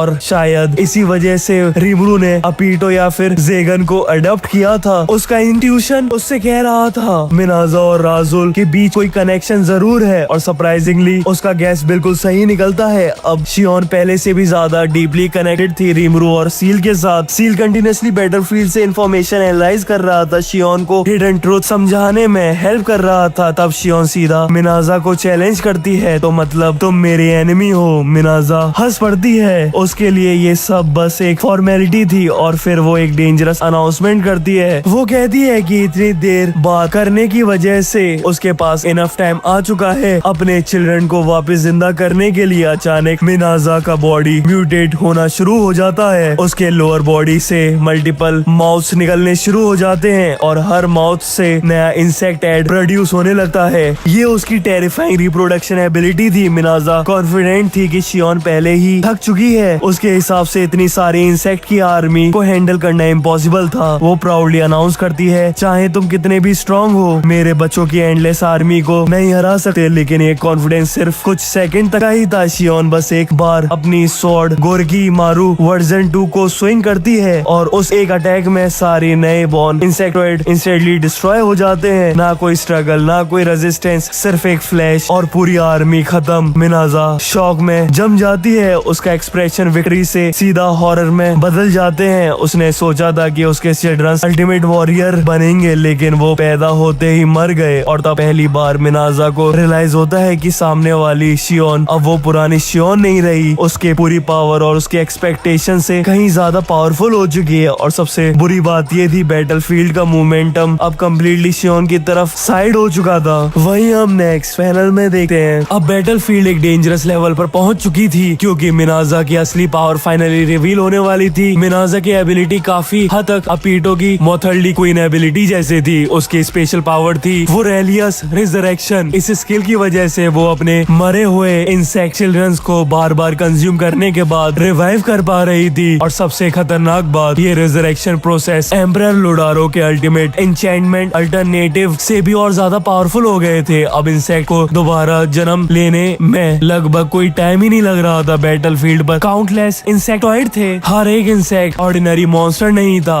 कई insect high level magic born के लेवल थे और कुछ तो pre awaken demon Lord class तक के पहुंच चुके थे। लेकिन शियोन के लिए ये सब कुछ एक इनकन्वीनियंस था। जितनी बार इंसेक्ट रिवाइव होते उतनी ही बार शियोन उन्हें दोबारा खत्म कर देती और उसकी master chef based combat skill की वजह से रीबॉर्न इंसेक्ट भी इंस्टेंटली डिस्ट्रॉय हो जाते थे। मिनाजा समझ जाती है कि उसकी most reliable strategy completely fail है उसके सामने। Normally opponent endless insect waves देकर एग्जॉस्ट हो जाता है, लेकिन शियोन बिल्कुल डिफरेंट मॉन्स्टर निकली। गुस्से में आकर मिनाजा अपने चिल्ड्रन की पावर डायरेक्टली एब्जॉर्ब कर लेती है और उसकी स्ट्रेंथ को अपने अंदर मर्ज करने के बाद अपने बैटल को एक्टिवेट कर देती है। अब वो खुद बैटलफील्ड में उतर जाती है। शियोन भी एक्साइटेड हो जाता है, उसने तुरंत अपनी डिवाइन ब्लेड गोरकी मारू वर्जन 2 रेडी कर ली होती है और फिर शुरू होती है डुअल। एक तरफ इंसेक्ट क्वीन मिनाजा, दूसरी तरफ है रीमरू की स्ट्रॉन्गेस्ट वॉरियर में से एक शियोन। दोनों की क्लास भी बैटलफील्ड का एटमॉस्फेयर बदल देती है। अटैक के बाद अटैक एक्सचेंज होने लगते हैं, कभी मिनाजा अपर हैंड लेती है, कभी शियोन प्रेशर क्रिएट करती है उसके ऊपर। लेकिन एक बड़ी प्रॉब्लम थी, शियोन मिनाजा को हिट तो कर रही थी लेकिन मिनाजा की रेस जनरेशन ऑलमोस्ट इंसेंट थी। जितना ज्यादा डैमेज होगा उतनी ही जल्दी हील हो जाती है वो। दूसरी तरफ शियोन के अटैक्स मिनाजा के एक्सोस्केलेटन आर्मर को प्रॉपर्ली डैमेज भी नहीं कर पा रहे थे। उसका armour ultimate enchantment legend class armour और मल्टीपल डिफेंसिव एबिलिटी से स्टैक्ड थी। इवन गॉड क्लास वेपन भी उसे आर्मर को ब्रेक करने में काफी ज्यादा डिफिकल्टी क्रिएट होती। मिनाजा स्पीड में सुपीरियर थी, शियोन स्ट्रेंथ में सुपीरियर थी, मिनाजा डिफेंस में स्ट्रॉन्गर थी और शियोन हीलिंग में। यानी बैटल कम्प्लीटली बैलेंस हो चुकी थी। बैटल बार बार अटैक शुरू हो गए थे उस बैटल में, लेकिन हर बारी मिनाजा रिकवर कर लेती थी और मिनाजा भी फ्रस्ट्रेटेड होने लग जाती है। तुम बहुत जिद्दी हो, लेकिन शियोन भी पीछे हटने वाली नहीं थी। उसका फोकस सिर्फ एक चीज पर था, मिनाजा का एक्सोस्केलेटन में से एक वीकनेस ढूंढना चाहता था। एक छोटी सी क्रैक, एक टिनी ओपनिंग, बस एक मौका मिल गया और फिर मास्टर शेफ बाकी का काम कर देगा। इसीलिए चाहे बैटल कितनी भी लंबी हो, शियोन कंटिन्यूअसली प्रेशर बनाए रखती है और धीरे धीरे बैटल का मोमेंटम बदलने लग जाता है। वहीं हम नेक्स्ट पैनल में देखते हैं, अब तक शियोन और मिनाजा की फाइट ऑलमोस्ट इक्वल लग रही थी, लेकिन इसी बैटल के बीच में शियोन की जिंदगी का सबसे बड़ा टर्निंग पॉइंट आने वाला था। मिनाजा समझ चुकी थी अगर शियोन उसके आर्मर में एक छोटी सी क्रैक भी बना दी तो मास्टर शेफ स्किल उसका काम तमाम कर देगी। इसी वजह से वो हर पॉसिबल वीकनेस को कवर करने की कोशिश करती है, लेकिन जितनी देर बैटल चली उतना ही मिनाजा को रियलाइज होने लगा कि शियोन को अंडरस्टैंडिंगली करना उसकी सबसे बड़ी गलती थी। और वो कहती है मैं यकीन नहीं कर सकती इस फॉर्म में भी वो ये मेरे बाहर लड़ रही है। मिनाजा के पास सुपीरियर स्पीड थी, अल्टीमेट इंचेंटमेंट था, लेजेंडरी क्लास डिफेंस था और लगभग एंडलेस रीजनरेशन भी थी उसके पास। और सिर्फ एक तरीका था बल्कि धीरे धीरे प्रेशर भी बिल्ड होने लग गया था उसके ऊपर। शियोन भी फ्रस्ट्रेटेड थी, वो चाहती थी कि एक ही बार में मिनाजा को काट कर बैटल खत्म कर दे, लेकिन हर अटैक के बाद मिनाजा रिकवर कर लेती। इसी दौरान शियोन को पहली बार एहसास हुआ कि शायद उसे सिर्फ ताकत से नहीं दिमाग से भी लड़ना पड़ेगा। और तब उसके दिमाग में रिमरू की बातें याद आने लगती हैं, वही क्वेश्चंस जो रिमरू ने उसे इवोल्यूशन के रिवॉर्ड देते वक्त पूछी थी। उस वक्त शियोन ने उन बातों को ज्यादा इम्पोर्टेंस नहीं दी थी, उसने बस सोचा था जो रिमरू सामा देंगे वो एक्सेप्ट कर लूंगी। लेकिन अब बैटलफील्ड के बीच में एक अजीब सी आवाज उसके अंदर गूंजती है। ये आवाज किसी और की नहीं, सील की थी। सील जो अब रिमरू के अल्टीमेट स्किल का अनकॉन्शियसनेस था, शियोन को ऑब्जर्व कर रहा था वो। और फिर सील बोलता है तुम्हारे पास बहुत पोटेंशियल है, मैंने बहुत पॉसिबिलिटीज एग्जामिन की है और अब मैं तुम्हारे लिए सबसे सुइटेबल इवोल्यूशन चूज कर ली है। शियोन पहले थोड़ी कंफ्यूज होती है, लेकिन धीरे धीरे उसे समझ आने लगता है कि कुछ बहुत बड़ा होने वाला है। उसे याद आता है कि उसके सब दोस्त इवॉल्व हो चुके हैं। बेनिमारू एक पावरफुल फ्लेम सोल ऑग्रे बन चुका है, दूसरे एग्जीक्यूटिव भी स्ट्रॉन्ग होने लगे हैं, लेकिन शियोन वो अभी भी एक ऑर्डिनरी ओनी ही थी और शायद इसी वजह से उसकी ग्रोथ अब तक रुकी हुई थी। लेकिन सील के पास एक अलग प्लान था, एक ऐसी इवोल्यूशन जो स्पेसिफिकली शियोन के लिए डिजाइन की गई हो। बैटलफील्ड में मिनाजा अभी भी कॉन्फिडेंट दिख रही थी, उसे लग रहा था कि फाइट उसके कंट्रोल में है, लेकिन उसे बिल्कुल अंदाजा नहीं था कि उसके सामने खड़ी पर्पल हेयर्ड वॉरियर अब कुछ ही पलों में कम्प्लीटली डिफरेंट एग्जिस्टेंस बनने वाली थी। एक ऐसी इवोल्यूशन जो सिर्फ शियोन को स्ट्रेंथ ही नहीं बल्कि उसकी बॉडी सोल कॉम्बैट एबिलिटी को नेक्स्ट लेवल पर ले जाएगी। वहीं हम नेक्स्ट पैनल में देखते हैं और यहीं से बैटल का पूरा फ्लो बदल जाता है, क्योंकि शियोन ने सिर्फ पावर अप नहीं लिया था बल्कि कम्प्लीटली नई एग्जिस्टेंस में इवॉल्व हो गई थी। शियोन के दिमाग में एक बात क्लियर थी, उसके लिए मिनाजा को हराने के लिए और ज्यादा पावर की जरूरत नहीं होनी चाहिए थी, लेकिन फिर भी उसके अंदर कुछ और जग रहा था, जैसे उसकी सोल खुद किसी नए लेवल तक पहुंचने चाहती हो। और तब सोल कॉरिडोर एक्टिवेट हो जाता है। सील ने डायरेक्टली शियोन को इवोल्यूशन प्रोसेस को एनालाइजेशन शुरू कर दी होती है। उसके लिए काउंटलेस पॉसिबिलिटीज को चेक करने के बाद सील ने फाइनल डिसीजन सुनाया। बैटल सोल ऑग्रे एक ऐसी स्पीशीज जो नॉर्मल इवोल्यूशन से बहुत आगे थी, एक हाई लेवल केओस एलिमेंटल, और सबसे इम्पोर्टेंट बात ये स्पीशीज रॉ फिजिकल स्ट्रेंथ में अनमैच थी। शियोन बिना ज्यादा सोच विचार किए पूरा डिसीजन सीन पर छोड़ देती है, जैसे हमेशा रिमरू और सील पर ट्रस्ट करती आई थी। तभी मिनाजा सडनली कुछ अजीब फील करती है, उसे शियोन के अंदर से निकलती हुई ओवरवेलमिंग ऑरा महसूस होता है और पहली बार मिनाजा सच में नर्वस हो जाती है। ये क्या है, क्या तुम अब तक अपनी असली पावर छुपा रही थी? लेकिन सच और भी शॉकिंग था, शियोन पावर छुपा नहीं रही थी, वो उस मूवमेंट पे इवॉल्व हो रही थी। पर्पल लाइटनिंग और केओटिक एनर्जी के बीच में उसका स्पिरिट उसके फिजिकल बॉडी को सरपास करने लगता है और फिर इवोल्यूशन कंप्लीट हो जाता है। शियोन ऑफिशियली बैटल सोल ऑग्रे में कन्वर्ट हो जाती है, उसका पूरा एग्जिस्टेंस रीराइट हो जाता है, बॉडी स्ट्रॉन्गर हो जाती है, सोल उसकी और भी ज्यादा स्ट्रॉन्गर हो जाती है और उसके मैजिक्यूल्स भी और भी ज्यादा बढ़ चुके होते हैं और कॉम्बैट एबिलिटी भी नेक्स्ट लेवल पर पहुंच जाती है। अब उसके पास सिर्फ ब्रूट फोर्स ही नहीं थी, उसके पास अटैक डायरेक्टली फिजिकल और स्पिरिचुअल दोनों लेवल पर डैमेज कर सकती थी अब वो। और इनफाइनाइट रीजनरेशन की वजह से उसे डिस्ट्रॉय करना लगभग इम्पॉसिबल हो चुका था। उसकी बॉडी भी कम्प्लीटली ऑप्टिमाइज हो चुकी थी, सारी फटीग, सारी एग्जॉस्शन, सारी बैटलफील्ड की डैमेज एक इंस्टेंट में हील हो जाती है। शियोन को ऐसा फील हुआ जैसे वो नई जिंदगी लेकर वापस आई हो, फ्रेश, स्ट्रॉन्गर और पहले कहीं ज्यादा स्ट्रॉन्गर। उसे अपनी डिवाइन ब्लेड गोरिकी मारू वर्जन 2 को दोबारा उठाया और फिर मिनाजा की तरफ देखकर कामली मुस्कुराई और वो कहती है मैंने तुम्हें काफी वेट कराया, लेकिन अब मैं तुम्हारे साथ खेल खत्म करती हूँ। अब तक कॉन्फिडेंस दिखाने वाली मिनाजा भी समझ गई थी सिचुएशन पूरी तरह से बदल चुकी है, लेकिन उसका ईगो अभी तक टूटा नहीं था, क्योंकि वो और भी ज्यादा गुस्सा और जवाब देती है वो उसे,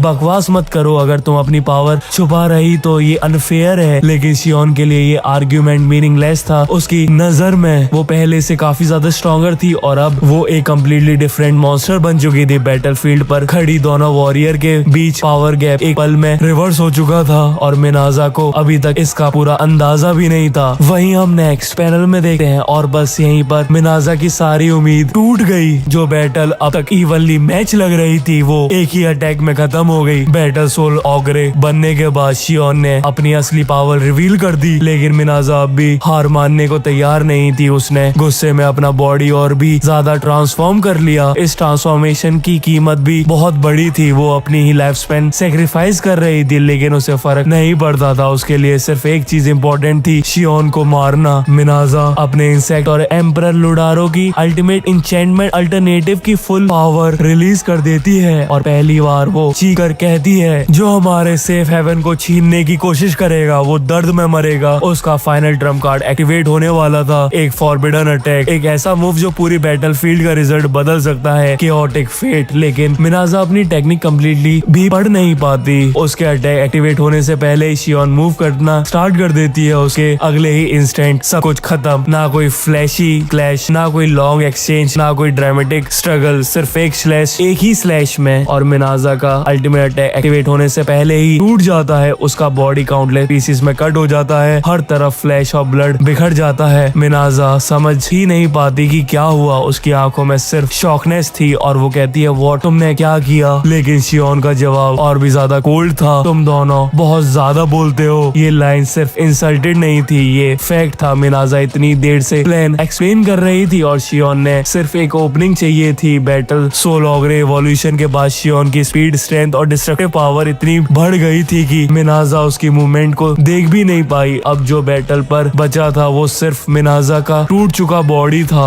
उसका हेड अलग पड़ा था, उसका बॉडी अलग था और उसकी सारी एम्बिशंस भी उसके साथ बिखर चुकी थी। पहली बार मिनाजा को समझ आया कि वो बैटल पहले ही हार चुकी थी। जिस मोमेंट शियोन इवॉल्व हुई थी उस मोमेंट से रिजल्ट डिसाइड हो गया था। शियोन उसकी तरफ देखकर ऑलमोस्ट इमोशनलेस एक्सप्रेशन के साथ पूछती है, क्या तुम्हें हेल्प चाहिए? ये सिंपैथी नहीं थी, ये डोमिनेंस था। एक वॉरियर का कॉन्फिडेंस, एक विनर का कॉन्फिडेंस। और मिनाजा के लिए ये सब पेनफुल मोमेंट था, क्योंकि अब उसे फाइनली रियलाइज हो गया था कि उसका सामना किसी नॉर्मल पोनी से नहीं था, बल्कि एक कम्प्लीटली इवॉल्व मॉन्स्टर से था। और इसी वजह से एज अ अपोनेंट शियोन मिनाजा के लिए सबसे वर्स्ट पॉसिबल मैच साबित होती है। वहीं हम नेक्स्ट पैनल में देखते हैं और इसी के साथ मिनाजा की कहानी यहीं खत्म हो गई। शियोन के फाइनल अटैक के बाद मिनाजा की एनर्जी कम्प्लीटली खत्म हो चुकी थी। उसका बॉडी टूट चुका था, उसका सपने टूट चुके थे और उसकी लाइफ भी खत्म होने वाली थी। मरते वक्त मिनाजा बस एक ही शब्द बोल पाई, इंसेक्ट लॉर्ड। ये टाइटल कोई ऑर्डिनरी टाइटल नहीं था, इसके पीछे शायद उसकी रेस, उसके वर्ल्ड और फ्यूचर स्टोरी से जुड़ा हुआ शायद बड़ा सीक्रेट छुपा हुआ था। लेकिन टिपिकली शियोन स्टाइल में उसने ही बात पर ज्यादा ध्यान नहीं दिया। उसका रिएक्शन था, मुझे क्या, ये मेरे प्रॉब्लम नहीं है। और बस जिस अग्रेसर ने इंसेक्टोइड के लिए इतना पैराडाइज बनाने का सपना देखा था, जिसने एम्परर लुडारो को प्रोटेक्शन में अपनी रेस के लिए फ्यूचर क्रिएट करना चाहता था, वो अपने गोल अचीव करने से पहले एग्जिस्टेंस से रेज हो गई। लेकिन स्टोरी यहीं खत्म नहीं होती। अब फोकस शिफ्ट होता है बैटलफील्ड के एक और डेंजरस कॉर्नर पर, वेरॉन वर्सेस मार्को। और यहाँ सिचुएशन काफी ज्यादा शॉकिंग थी। याद रखो, वेरॉन कोई नॉर्मल डीमन नहीं था, वो 7 डीमन पियर्स में से एक है, एक ड्यूक रैंक डीमन और 4000 साल से भी ज्यादा टाइम तक अनडिफीटेड रहा। लेकिन अब वो घटना पर आ चुका था और उसके सामने खड़ा था मार्को। मार्को ने अपनी यूनिक स्किल अडेप्टर और लुडारो की अल्टीमेट इंचेंटमेंट अल्टरनेट को कॉम्बाइन करके कोंडो के पावर कॉपी करने का स्टार्ट करा। उसने कोंडो को मिमिक करना स्टार्ट कर दिया और स्ट्रेंथ भी इसी वजह से वो वेरॉन को डोमिनेट कर रहा था। नॉर्मली किसी और अपोनेंट के अगेंस्ट वेरॉन कभी जाता तक भी नहीं और ना ही जी सकता था, लेकिन मार्को के पास कोंडो लेवल एबिलिटीज थी और ये बैटल वेरॉन के लिए एक्सपेक्टेड से भी कहीं ज्यादा डिफिकल्ट बन चुकी थी। फिर भी एक चीज नहीं बदली, वेरॉन का कॉन्फिडेंस। चाहे वो घुटनों पर आ जाए, चाहे उसकी कॉन्फिडेंशन कितनी भी ज्यादा गिर जाए, उसके चेहरे पर डर का नाम बिल्कुल भी नहीं आता। एक्चुअली वो अंदर ही अंदर एंजॉय कर रहा होता है, क्योंकि उसके पास अपनी मास्टर अल्टीमा और बाकी ऑफिसर के सामने ओपनली डिक्लेयर किया था कि मैं जीतूंगा और वेरॉन अपने वर्ड्स पर खड़ा उतरना चाह रहा होता है। इस पैनल का सबसे इमोशनल मूवमेंट भी यही आता है। मिनाजा के लास्ट वर्ड याद आते हैं। वो अपने बच्चों के लिए रो रही थी, अपने सपनों के लिए रो रही थी और शियोन उसे कहती है, मुझे अफसोस है लेकिन तुम्हारी उम्मीद पहले ही खत्म हो चुकी थी। शियोन एक्सप्लेन करती है कि उसकी नई ability chaotic fate already battlefield के हर लिविंग बीइंग को अफेक्ट कर चुकी थी। मतलब चाहे मिनाजा सर्वाइव भी कर जाती, उसके इंसेक्ट चिल्ड्रन कभी वापस नहीं आ पाते। और फिर भी शियोन उसके लिए थोड़ी सिंपैथी फील करती है, लेकिन मिनाजा का जवाब भी उतना ही स्ट्रेटेजिक होता है। वो कहती है तुम बहुत दयालु हो, लेकिन तुम कभी हमारे इंसेक्ट लॉर्ड को नहीं हरा सकती। और इसी लाइन के साथ एक नया मिस्ट्री इंट्रोड्यूस हो जाता है। आखिर ये इंसेक्ट लॉर्ड कौन है और ये अग्रेसर वर्ल्ड का रूलर है या फ्यूचर आर्क में नेक्स्ट मेजर विलन? अभी इसका जवाब किसी के पास नहीं था, लेकिन एक बात क्लियर थी, मिनाजा की बैटल खत्म हो चुकी थी और अब स्पॉटलाइट शिफ्ट होने वाली होती है वेरॉन और मार्को की डेडली शोडाउन पर, जहां एक 4000 साल पुराना डीमन पेयर अपनी रेपुटेशन, अपनी लॉयल्टी और अपनी प्राइड को बचाने के लिए सब कुछ दांव पर लगा रहा था। वहीं हम नेक्स्ट पैनल में देखते हैं, जब सबको लगा कि वेरॉन हारने वाला है, तब असली वेरॉन सामने आना शुरू हुआ। मार्को कॉन्फिडेंटली वेरो को देखता हुआ बोलता है, डीमन तुम्हारा नाम वेरॉन है ना, मैं मान लेता हूँ तुम्हें काफी अच्छा ट्राई किया, लेकिन अब बस करो। जो भी तुम दिखा सकते हो उसे हैंडल करना मेरे लिए मुश्किल नहीं है। और सच कहें तो मार्को का कॉन्फिडेंस जस्टिफाई भी था। उसके पास कॉन्डो लेवल पावर थी, वेरॉन की मैजिक यूज उसे काफी कम थे और अभी तक बैटल में मार्को क्लियरली अपर हैंड दिखा रहा था। लेकिन फिर वेरॉन एक ऐसी बात बोलता है जो मार्को को कंफ्यूज कर देती है। वेरॉन कहता है कि तुम्हारा एनालिसिस सही है, क्योंकि मैं अभी तक अपनी असली पोटेंशियल दिखाई नहीं है। तो मैं मार्को शॉक हो जाता है और वो कहता है क्या? उसके लिए बात इम्पॉसिबल थी ये वाली, क्योंकि उसकी नजर में वेरॉन और उसके बीच का गैप हेवन और अर्थ जैसा था। फिर वेरॉन हंसने लगता है और बोलता है किसी और की नकल करके तुम मुझसे नहीं बच सकते। मार्को तुरंत जवाब देता है, तुम्हारा मतलब क्या है? जब वेरॉन एक साइकोलॉजिकल जवाब देता है, एक नकली चीज, ऐसी चीज के बारे में जो हो ही नहीं सकती।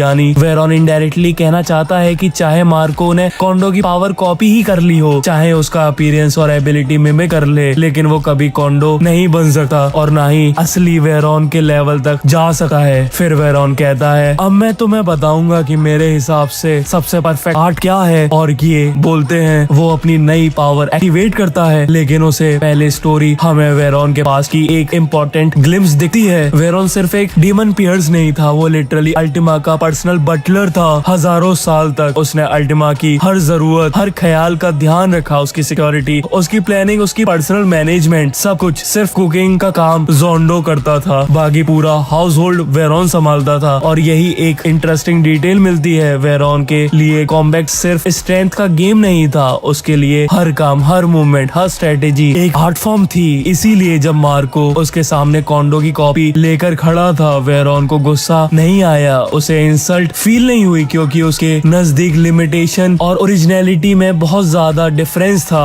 और अब जब वेरॉन ने अपनी नई स्किल एक्टिवेट कर दी है, बैटल का पूरा फ्लो बदलने वाला था। मार्को अभी तक समझ रहा था कि वो कंट्रोल में है, लेकिन उसे बिल्कुल अंदाजा नहीं था कि जिस डीमन को वो कॉर्नर कर चुका था, वो डीमन अगले ही कुछ मूवमेंट में बैटल फील्ड को उलट पुलट करने वाला था। और यहाँ से वेरॉन वर्सेस मार्को की असली फाइट शुरू होती है। वहीं हम नेक्स्ट पैनल में देखते हैं, जब शियोन अपनी डेडली बैटल में बिजी थी, तब दूसरी तरफ रीमरू का शैडो वॉरियर भी अपना काम कर रहा था। सिर्फ रीमरू के लिए अपनी लॉयल्टी को और भी स्ट्रॉन्ग महसूस करते हुए शोई बिना एक सेकंड वेस्ट किए गेट के अंदर घुस गया। और जैसे ही वो अरीना के सेंटर में पहुंचा, उसके सामने खड़ा था एक और डेंजरस अपोनेंट, गार्डनर, एम्पायर का 4th rank single digit soldier, एक ऐसा वॉरियर जिसे एम्परर लुडारो की पर्सनल प्रोटेक्शन की रिस्पॉन्सिबिलिटी दी गई थी। गार्डनर ने शोए को देखते हुए मुस्कुराते हुए कहा, तो तुम मेरे अपोनेंट हो, चलो पहले इंट्रोडक्शन हो जाए। शायद हम ज्यादा देर तक नहीं रहेंगे, लेकिन उम्मीद है कि मुझे तुम एंटरटेन करोगे। उसकी आंखों में कॉन्फिडेंस नहीं, सीधा एरोगेंस दिख रहा था। वो शोए को अंडर एस्टिमेट कर रहा था, लेकिन शोए जैसे हमेशा बिल्कुल काम रहता है, बिल्कुल एक्सप्रेशन लेस। उसने गार्डनर की पूरी स्पीच सुनने के बाद सिर्फ एक ठंडी सांस छोड़ी और फिर बोला, मतलब मुझे तुम्हें खत्म करने के लिए अपना प्रीशियस टाइम वेस्ट करना पड़ेगा बस। ये एक लाइन सीधा गार्डनर के ईगो पर सीधा अटैक थी। गार्डनर तुरंत इंट्रेट हो गया और पूछता है, वो क्या कहा तुमने? तब शोए ने अपना नाम बताया और फिर एक अनएक्सपेक्टेड ऑफर दिया, अगर तुम सरेंडर कर दो तो मैं तुम्हारी जान बख्श सकता हूँ। गार्डनर हंस पड़ता है, वो बोलता है, ऑफ कोर्स। उसके लिए ये इंसल्ट से कम नहीं था ये जवाब। उसकी नजर में शोए एक इंटेलिजेंस ऑफिसर था, कोई फ्रंटलाइन वॉरियर नहीं था। गार्डनर फिर तुरंत मरते हुए कहता है, मैंने तुम्हारे बारे में सुना है, कॉन्डो तुम पर रिसर्च कर रहा था, तुम मॉन्स्टर्स के इंटेलिजेंस ब्यूरो को चलाते चाहते हो ना तो तुम डायरेक्ट कॉम्बैट के लिए सुइटेबल नहीं हो। उसे लग रहा था कि शोए सिर्फ इंफॉर्मेशन गैदर करने वाला बंदा है, रियल बैटल फील्ड उसके बस की बात नहीं है। लेकिन गार्डनर के एक बात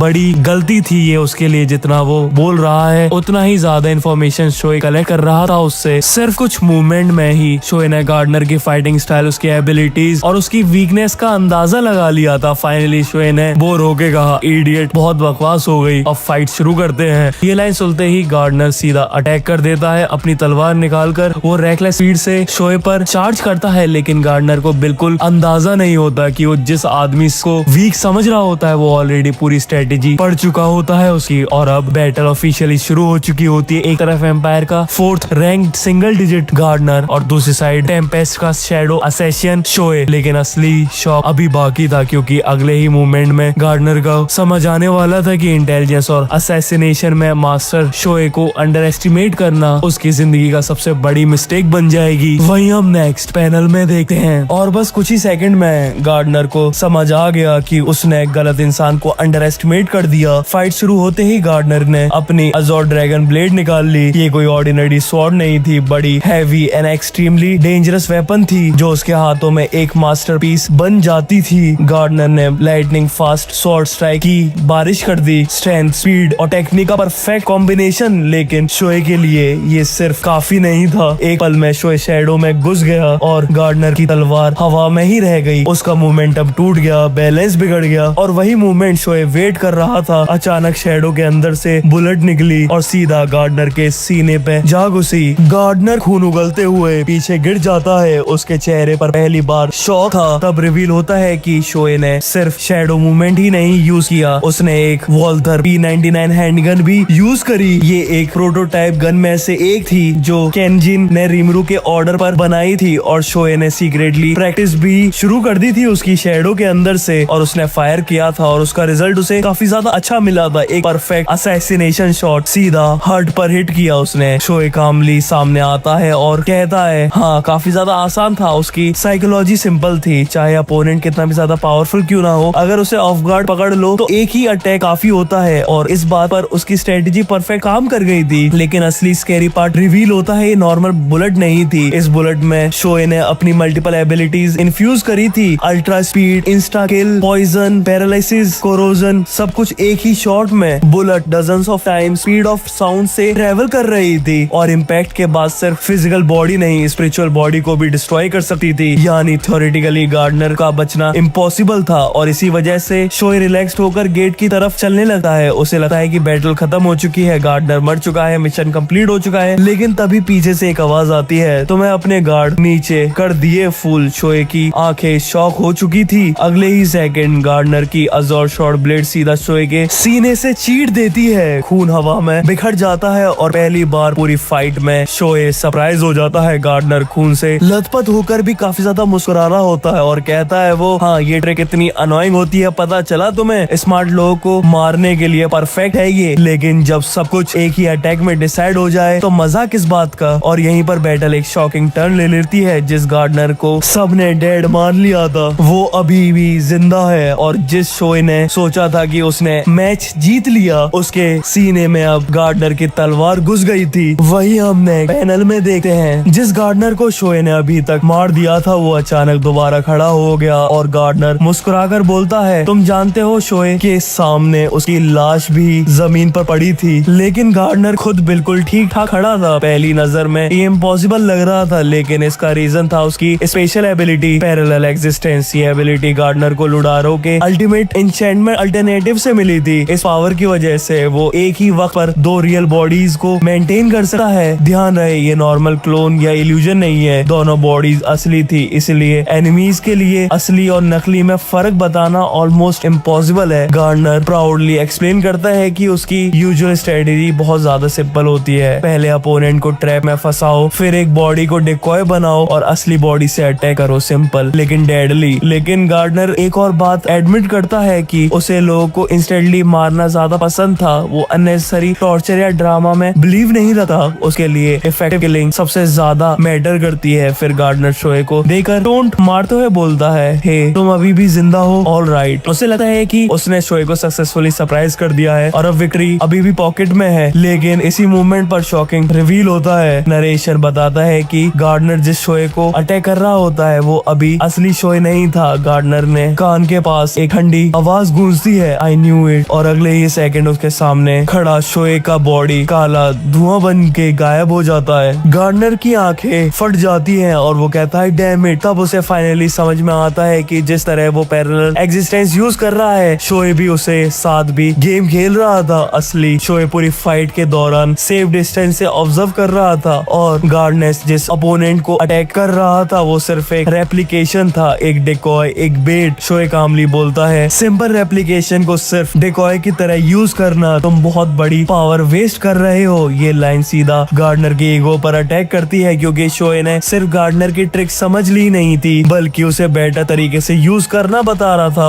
अब गार्डनर को रियलाइज हो रहा था कि वो ऑर्डिनरी इंटेलिजेंस ऑफिसर नहीं है, वो टेम्पेस्ट का सबसे डेंजरस असैसिन में से एक है, एक ऐसा वॉरियर जो बैटल शुरू होने से पहले एनिमी के सारे प्लान पढ़ लेता है। और सीक्वेंस के एंड में एक इंटरेस्टिंग डिटेल मिलती है। गार्डनर को पहले वेलग्रीन से मिलने का मौका मिला था, सेंट बनने के बाद उसे मार्शल वेलग्रीन को देखा था। उस एनकाउंटर ने उसे पर इतना इम्पैक्ट छोड़ दिया कि वो बस अब उसे याद कर रहा था, लेकिन फिलहाल उसके पास नॉस्टैल्जिया के लिए टाइम नहीं था क्योंकि शोए ने उसके ट्रम्प कार्ड स्ट्रेटेजी को एक्सपोज कर दिया था और अब बैटल एक नए स्टेज पर एंटर हो चुका था। गार्डनर को अब फाइनली समझ आ चुका था कि वो जिस शोए के हाथों में पूरी तरह आउटप्ले हो गया है और इसी रियलाइजेशन ने उसे और भी ज्यादा डेस्परेट बना दिया। इस पैनल में हमें गार्डनर के पास का एक इम्पोर्टेंट कनेक्शन पता चलता है। वो पहले वेलग्रीन से मिल चुका था। एक वक्त था जब गार्डनर ने वेलग्रीन की पैरेलल एग्जिस्टेंस एबिलिटी देखी थी। उसने देखा था कि वेलग्रीन अपनी एक एग्जिस्टेंस को थ्रोन पर बिठाकर भी बैटलफील्ड में एक्टिव रह सकती थी। तब से गार्डनर उस पावर से ऑब्सेस्ड हो चुका था। उसने हमेशा चाहा कि उसके पास भी वैसी एबिलिटी हो और अब अल्टरनेटिव की मदद से उसके पास उस पावर का एक वर्जन था। लेकिन प्रॉब्लम अब ये थी, शोए को ये सब पहले से पता था। पूरा बैटल में गार्डनर को अब लग रहा था कि वो शोए को मैनिपुलेट कर रहा है। रियलिटी में गार्डनर खुद शोए के हाथी कठपुतली बन रहा है। अब गार्डनर का कॉन्फिडेंस टूटना शुरू हो जाता है। जब किसी फाइट का कॉन्फिडेंस टूटने लगे तब उसकी एबिलिटीज भी अनस्टेबल होने लगती है। ये बात गार्डनर खुद समझ जाता है। इसी वजह से गुस्से में चिल्लाया और वो कहता है डैम यू। उसका पूरा प्लान कोलैप्स कर जाता है। शोए मीनवाइल बिल्कुल काम रहता है। उसने थोड़ा टोन में कहा अगर सब समझ गए तो मर जाओ, कोई इमोशन नहीं, कोई एंगर नहीं, सिर्फ योर किलिंग इंटेंट। ये सुनते ही गार्डनर ने अपना लास्ट ट्रम्प कार्ड एक्टिवेट कर दिया। वो चीखा और कहता है तुरंत अपने पैरेलल एग्जिस्टेंस को मल्टीप्लाई कर दिया। एक गार्डनर, दो गार्डनर, तीन गार्डनर और फिर पूरा बैटलफील्ड गार्डनर से भर गया। लेकिन सबसे डेंजरस बात ये थी, एक क्लोन नहीं थे, हर एक बॉडी रियल थी, हर एक अटैक सारे रियल थे, हर एक मर सकता था और हर एक अपोनेंट को मार भी सकता था। अब सिचुएशन सडनली उल्टी पड़ गई। शोए के सामने मल्टीपल एनिमीज थे और किसी भी इंडिविजुअल बॉडी को डिस्ट्रॉय करने का मतलब कुछ भी नहीं था क्योंकि बाकी सब भी एक्टिवेट रहेंगी। ये गार्डनर का अल्टीमेट गैम्बल था, एक ऐसा अटैक जिसमें उसने अपनी बची हुई लाइफ फोर्स तक को भी जला दी बस शोए को खत्म करने के लिए। लेकिन नैरेटर यहाँ एक इम्पोर्टेंट वीकनेस रिवील करता है, रेप्लिकेशन और पैरेलल एग्जिस्टेंस एक जैसा नहीं होता। शोए अपनी रेप्लिकेशन कंट्रोल कर सकता है लेकिन यूनिक स्किल सिर्फ उसकी मेन बॉडी यूज कर सकती है। यही उसकी लिमिटेशन थी। अगर शोए किसी पावरफुल एनिमीज के सामने रेप्लिकेशन भेजता है तो रिएक्शन टाइमिंग हल्का सा डिले हो सकता है और एक डेडली अपोनेंट के खिलाफ वो डिले मौत का रीजन बन सकता है। इसी वजह से फाइनल ब्लो हमेशा शोए की असली बॉडी को देना पड़ता है और गार्डनर एग्जैक्टली इसी वीकनेस पर अटैक करता है। उसे लग रहा था कि अब शोए ट्रैप हो चुका है, कि अब उसके पास बचने का कोई रास्ता ही नहीं है। लेकिन फिर नरेटर एक बहुत इंपॉर्टेंट लाइन बोलता है, फाइटर का सबसे डेंजरस मूवमेंट वो होता है जब तुम सोच लेते हो कि तुम जीत गए हो। और गार्डनर ने वही गलती कर दी। उसने पहले ही शोए को डेड मान लिया था और अब फिर वो वही गलती दोबारा कर रहा है। लास्ट सीक्वेंस में हम देखते हैं गार्डनर के चेहरे पर टेंशन क्लियरली दिख रही होती है जब शोए अभी भी काम है, अभी भी कंपोज्ड है, जैसे उसने गार्डनर के नेक्स्ट मूव को भी प्रिडिक्ट कर लिया हो। वही हम नेक्स्ट पैनल में देखते हैं बैटल अपने फाइनल स्टेज पर पहुंच चुकी थी। गार्डनर के काउंटलेस पैरेलल एग्जिस्टेंस शोए को घेर चुके थे। हर तरफ एनिमीज की एनिमीज थी लेकिन शोए के दिमाग में सिर्फ एक ही थॉट चल रहा था, फॉरगिव मी सर रिबरू, मैं जिंदा बचूंगा और बाद में इस गलती का प्रायश्चित करूंगा।